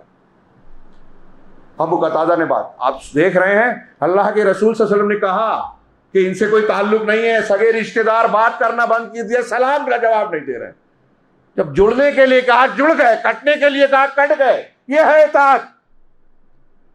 پھر ابھی کہتے ہیں حضرت کعب بن مالک کہ یہی کیفیت تھی. میں پریشان رہا کہ ایک دن بازار سے گزرتا ہوں, بازار میں گزرتا ہوں تو دیکھتا ہوں کہ ایک نبطی شخص آیا جو غلہ بیچنے کے لیے بازار میں آیا تھا مدینہ کے. وہ لوگوں سے پوچھتا ہے کہ کون ہے جو بتائے کہ کعب بن مالک کون ہے, مجھے کعب بن مالک کی طرف رہنمائی کرے. کہا لوگ میری طرف اشارہ کرنے لگے. مجھے دیکھا, وہ شخص آیا اور کہنے لگے کعب بن مالک آپ ہی ہیں؟ کہا ہاں. کہا مجھے اس نے ایک خط تھمایا, میں پڑھا لکھا تو تھا, خط کھولا دیکھا تو غسان کے بادشاہ کی طرف سے تھا, اور اس میں لکھا تھا کہ میں نے سنا ہے کہ تمہارے ساتھی نے تمہارے ساتھ بہت زیادتی کی ہے, تم ذلت کے مقام کے لیے نہیں ہو, تمہارا مقام عزت والا ہے, تم بستی چھوڑ کر میرے پاس آ جاؤ, مدینہ چھوڑ کے یہاں آ جاؤ, میں تمہارا ساتھ دوں گا, تم کو حق دلاؤں گا, عزت دلاؤں گا. ایک صحابی سے ایک بادشاہ کہہ رہا ہے رسول کا ساتھ چھوڑ کے میرے پاس آ جاؤ. ہاں, کوئی آج کا زمانہ تو تھا نہیں کہ بک جاتے. دنیا کی کوئی بادشاہت کسی صحابی کے ایمان کو خرید نہیں سکی, ان کے ضمیر کو نہیں خریدی. ایسے بیسیوں مثالیں ہیں. آدھی سلطنت دینے کا عبداللہ بن حذافہ سے وعدہ کیا تھا عیسائی بادشاہ نے, کہا ہمارا مذہب مان لو, آدھی سلطنت دے دوں گا. پوری بھی دے دے تو نہیں مانتا. سولی پہ چڑھا دوں گا, کھولتے پانی میں ڈال دوں گا. کہا ایک ہی جان ہو, کیا کئی جانیں ہوتی دے دیتا. نہیں مانتا. جان لے لے, مان لے لے, سب کچھ لے لے, ایمان نہیں دیں گے. ہم تکوں میں جو ہے اپنا ایمان اور ضمیر بیچ دیتے ہیں. آج کے زمانے کے مسلمان ایسے ہیں. ہم سبق لیجئے. حضرت کعب بن مالک رضی اللہ عنہ کہتے ہیں خط کو پڑھا, کوئی لمبا غور و فکر سوچ بچار نہیں کیا کہ ارے مدینہ میں تو یہ حالت ہے, چلو بادشاہ کے پاس عیش و عشرت ملے گی, انعام ملے گا, قربت ملے گی, نام ملے گا. نہیں, کہا میں نے وہ خط پڑھا اور کہا کہ یہ بھی ایک آزمائش ہے. فوراً سامنے ایک تنور جل رہا تھا, لے جا کے آگ میں ڈال دیا. یہی جواب تھا ان کا. ہاں, کہا ابھی یہی کیفیت تھی کہ اچانک 40واں دن جب گزرا تو میں نے دیکھا کہ اللہ کے رسول صلی اللہ علیہ وسلم کا ایلچی اور قاصد میرے پاس آ رہا ہے, اور پہنچتے ہی کہا کہ کعب بن مالک مجھے اللہ کے رسول صلی اللہ علیہ وسلم نے بھیجا ہے, اور اللہ کے رسول آپ کو حکم دے رہے ہیں کہ آپ اپنی بیوی سے الگ ہو جائیے. پوچھا کیا طلاق دے دو؟ اعتراض نہیں کیا, سوال نہیں اٹھایا کہ کیوں بیوی سے بھی الگ ہو جاؤں. ہاں, بات سمجھ میں نہیں آتی, میرے ساتھ کون رہے گا, ایسا کوئی سوال نہیں کیا جیسے ہم پوچھتے ہیں. یہ حدیث ایسے کیوں, سمجھ میں نہیں آتی, کیوں اس پر عمل کریں, بہن کو اتنا حق کیوں دے دیں, بھائی کو اتنا کیوں دے دیں, ہماری سمجھ میں نہیں آتا. صحابہ کرام کو سمجھ میں آتا تھا. اللہ کے رسول نے کہا طلاق دینا ہے, اور اگر کہتے کہ ہاں تو دے دیتے, لیکن انہوں نے کہا کہ نہیں, اللہ کے رسول نے طلاق کے لیے نہیں کہا, صرف یہ کہا ہے کہ تم الگ ہو جاؤ, ان سے قریب نہ ہو, ان کو الگ کر دو. حضرت کعب نے کہا ٹھیک ہے, بیوی کے پاس آئے اور کہا کہ اپنے ماں باپ کے پاس چلے جاؤ, یہاں تک کہ اللہ اس معاملے میں کوئی فیصلہ کر دے. کہا یہی حکم اور آرڈر اللہ کے رسول صلی اللہ علیہ وسلم نے میرے 2 ساتھیوں کے لیے بھی دیا, ہلال ابن امیہ, مرارہ بن ربیع کے لیے. لیکن ہلال ابن امیہ کی بیوی ان کے پاس گئی اللہ کے رسول صلی اللہ علیہ وسلم کے پاس اور کہا کہ اللہ کے رسول, ہلال کی حالت بہت خراب ہے. ایک تو وہ بہت زیادہ بوڑھے ہیں, کوئی اپنا کام کر نہیں سکتے, لہذا ان کو خدمت کی ضرورت ہے, کیا آپ مجھے اجازت دیتے ہیں کہ میں ان کے کام کر دوں؟ اور ویسے بھی جس دن سے وہ یہ معاملہ ہوا ہے مسلسل رو رہے ہیں, مسلسل روتے جا رہے ہیں, توبہ کر رہے ہیں. اللہ کے رسول صلی اللہ علیہ وسلم نے کہا کہ ٹھیک ہے, تم کو اس کی اجازت تو دی جا رہی ہے, لیکن دیکھو تمہارا ان کا جسمانی تعلق نہ ہو. کہا اللہ کے رسول ان کو اس کی طاقت ہی نہیں ہے, وہ حرکت ہی نہیں رکھتے, اتنے بوڑھے ہو چکے ہیں, یہ کام کر بھی نہیں سکتے. ٹھیک ہے تم کر سکتے ہو. حضرت کعب کہتے ہیں کہ جب یہ پتہ چلا تو میرے گھر والوں نے آگے کہا کہ تم بھی اللہ کے نبی صلی اللہ علیہ وسلم سے اجازت طلب کر لو, تم کو اجازت دے دیں گے جیسے ہلال ابن امیہ کو دیا ہے. کہا ہلال ابن امیہ بوڑھے آدمی ہیں, ان کو ضرورت ہے اور بہت عمر والے ہیں, میں نوجوان ہوں, مجھے اس کی ضرورت نہیں. میں نہیں جانتا کہ اللہ کے رسول صلی اللہ علیہ وسلم کے پاس اگر اجازت لینے جاؤں تو آپ کیا جواب دیں گے, لہٰذا میں یہ نہیں کروں گا.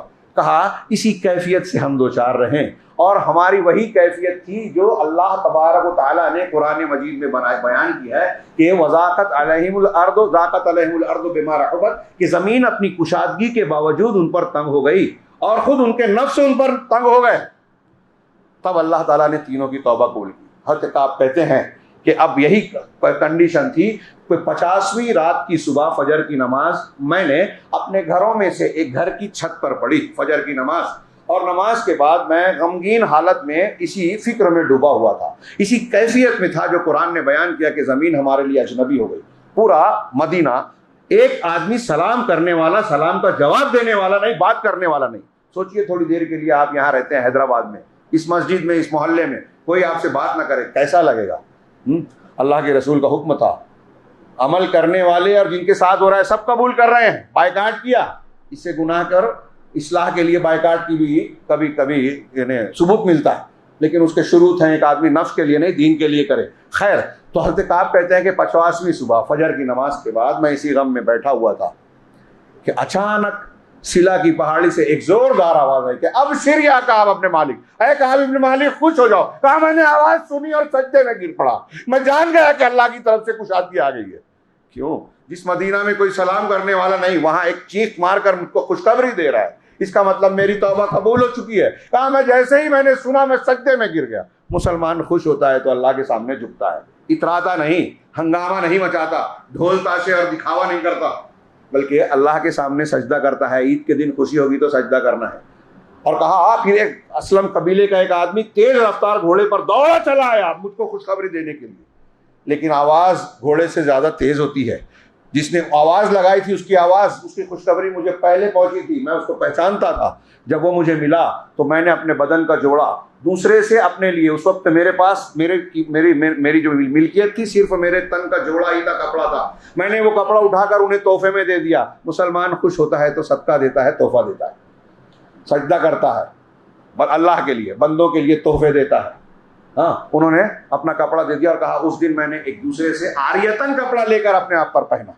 اب میں گھر سے نکلا کہ رسول اللہ صلی اللہ علیہ وسلم سے ملاقات کروں، تو راستے میں لوگ فوج در فوج، گروہ در گروہ، جماعت در جماعت مجھ سے ملتے جا رہے ہیں، مجھے مبارکباد دے رہے ہیں. کل تک سلام کوئی نہیں کر رہا ہے، جواب کوئی نہیں دے رہا ہے، بات کوئی نہیں کر رہا ہے، اب لوگ مبارکباد دے رہے ہیں. مسلمان خوش ہوتا ہے تو دوسرے مسلمانوں کو خوش ہونا چاہیے، مبارکباد دینا چاہیے. صحابہ کا معاشرہ ایسا تھا. کہا ہلال ابن امیہ اور مرارہ بن ربیع کے پاس بھی لوگ دوڑے گئے، ان کو بھی خوشخبری سنائی کہ اللہ نے تمہاری توبہ قبول کر لی، تمہارے لیے مبارک ہو. حضرت کعب کہتے ہیں کہ میں لوگوں سے ملتا ملاتا مسجد نبوی تک پہنچا. اللہ کے رسول صلی اللہ علیہ وسلم مسجد نبوی میں اپنے کچھ صحابہ مہاجرین اور انصار کے ساتھ تشریف فرما تھے.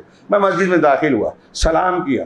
کہا وہاں موجود لوگوں میں سے حضرت طلحہ بن عبید اللہ مہاجرین میں سے ایک شخص تھے جنہوں نے اٹھ کر میرا استقبال کیا، مجھے مبارکباد دی. مہاجرین میں سے صرف وہی اٹھے تھے اور میں زندگی بھر ان کا یہ عمل بھولا نہیں، مجھے یاد رہا. چنانچہ میں اللہ کے رسول صلی اللہ علیہ وسلم کے پاس گیا، سلام کیا. آپ چہرے سے دمک رہا تھا، آپ کا چہرہ جب آپ خوش ہوتے تھے تو آپ کا چہرہ اتنا چمکتا تھا، لگتا تھا چاند کا ٹکڑا ہے، اور ہم آپ کی اس خوشی کو، اس رونق کو صحابہ کرام پہچان لیتے تھے. اللہ کے رسول صلی اللہ علیہ وسلم نے مجھے مبارکباد دی کہ جس دن سے اے کعب خوش ہو جاؤ، جس دن سے تمہاری ماں نے تم کو جنا ہے، تم پیدا ہوئے ہو، اس سے لے کر آج تک تمہارے لیے سب سے بہترین دن، سب سے اچھا دن ہے، اس لیے کہ اللہ نے تمہاری توبہ قبول کی.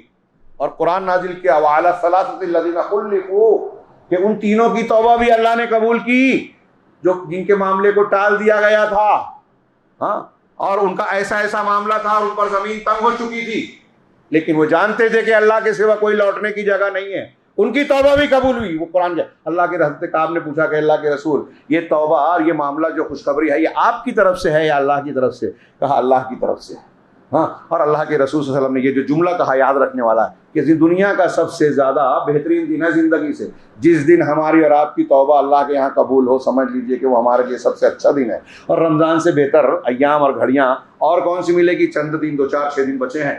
چنانچہ حضرت کعب کہتے ہیں کہ اللہ کے رسول، میں نے اپنی توبہ کا ایک حصہ یہ قرار دیا تھا کہ اپنا مال اللہ کے راستے میں پورا کا پورا خرچ کر دوں گا. کہا نہیں، اپنے کچھ مال کو اپنے پاس رکھو. ٹھیک ہے، خیبر والا میں رکھ لیتا ہوں. اور اللہ کے رسول، میری توبہ کا ایک حصہ یہ بھی تھا کہ میں آپ سے سچ بولوں گا، اور میں نے قسم کھائی تھی کہ اب زندگی میں کبھی بھی کسی کو کوئی غلط بات اور جھوٹ بات نہیں کہوں گا.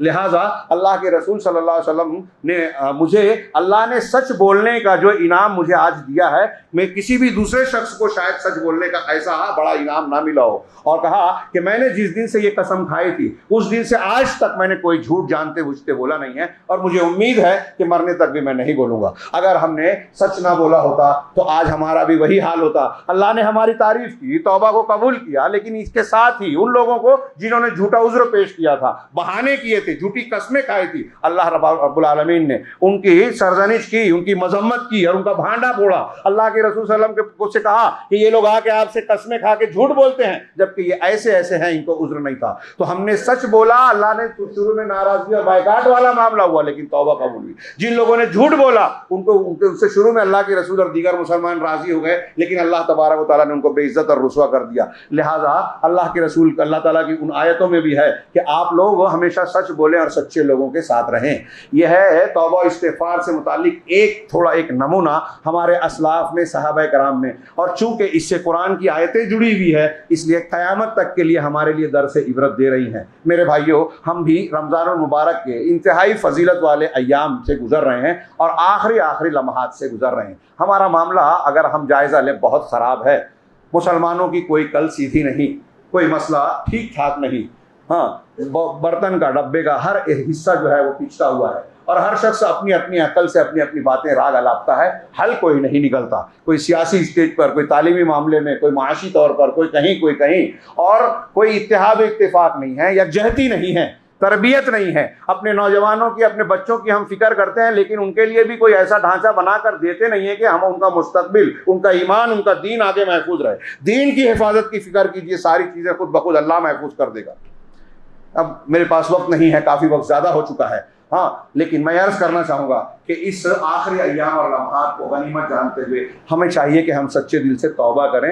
اللہ رب العالمین گناہوں سے توبہ کرتے ہوئے اللہ سے یہ توفیق مانگے کہ ہم اس کے دین سے وابستہ ہو جائیں گے اور دین کے تقاضوں کو، حقوق کو سمجھیں گے۔ اس ماہ مبارک میں قرآن نازل ہوا، قرآن کی برکتیں ہیں اور متقیوں کے لیے ہدایت ہے، متقیوں کے لیے دنیا اور آخرت میں کامیابی ہے۔ ہم کو اللہ متقی بنا دے، یہ کوشش ہونی چاہیے، اور یہ کوشش ہونی چاہیے کہ اللہ تبارک و تعالیٰ ہم کو قرآن پر چلنے والا انسان بنائے۔ قرآن کو اختیار کر لیجئے، اپنے بچوں کو قرآن کے مطابق سکھائیے، تربیت کیجئے۔ آپ ڈاکٹر بنائیں نہ بنائیں، انجینئر بنائیں نہ بنائیں، بنائیے، لیکن آپ توحید والا ضرور بنائیے۔ آپ نے سب کچھ دنیا کا دے دیا اپنے بچوں کو، اگر توحید نہیں دی، توبہ استغفار کی تعلیم نہیں دی، بشری تقاضوں سے پلٹ کر اللہ کے جناب میں آنے کی صلاحیت اور جذبہ نہیں دیا، تو آپ نے اپنے بچوں کو کچھ نہیں دیا۔ آپ نے اپنے بچوں کے ساتھ دشمنی کی۔ قوا انفسکم واہلیکم نارا وقودھا الناس والحجارہ، اے لوگو تم اللہ کے اپنے آپ کو اور اپنے اہل و عیال کو جہنم کی آگ سے بچاؤ، جس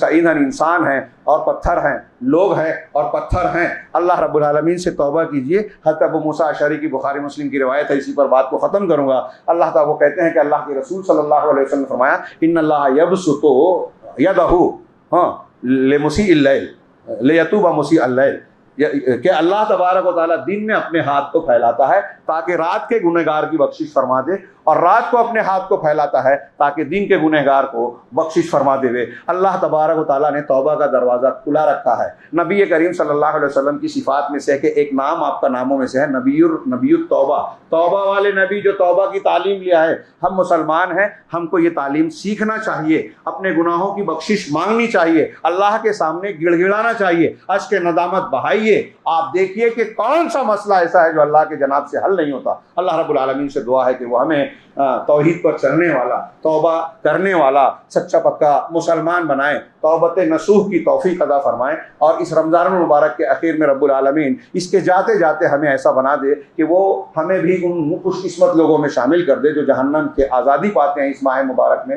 ہر رات جنہیں اللہ آزاد کرتا ہے، تو جہنم سے اللہ ہمیں آزادی عطا فرمائے، برزخ کے عذاب سے بھی محفوظ فرمائے، اور دنیا میں بھی مختلف فتنے خطرے جو ہمارا تعاقب کر رہے ہیں، ہمارے دشمن جو ہمارے خلاف منصوبے سازشیں اور کوششیں کر رہے ہیں، پروردگار ان سب سے ہماری حفاظت فرمائے، مسلمانوں کی اصلاح فرمائے۔ ہمارے اندر دعاؤں کی قبولیت کے نہ ہونے، دعاؤں کے قبول نہ ہونے کی جو اسباب ہیں، رب العالمین توفیق دے کہ ان اسباب کو ہم ختم کریں اور اس لائق بن جائیں کہ پروردگار ہماری دعاؤں کو قبول کرے۔ رمضان غیر رمضان میں مسلمانوں کو، وہ یہاں ہو، فلسطین میں ہو، دنیا کے کسی بھی خطے اور حصے میں ہو، رب العالمین ان سب کی مدد فرمائے، دشمنوں سے حفاظت فرمائے، ظالموں کو اللہ توڑ دے، ان پر اپنے عذاب کو نازل کرے اور ان کی طاقت کو بکھیر دے، اور مسلمانوں کی حفاظت فرمائے۔ اللہ رب العالمین سے دعا ہے کہ وہ ہمیں دنیا اور آخرت میں ہر فتنے اور ہر ہر عذاب سے بچا کر کامیابی سے ہمکنار کرے. وآخر دعوانا ان الحمد للہ رب العالمین. بارک اللہ لنا ولکم فی القرآن المجید ونفعنا وإیاکم بالآیات والذکر الحکیم انہ تعالی جواد کریم ملک بر رؤوف رحیم رب الحلیم.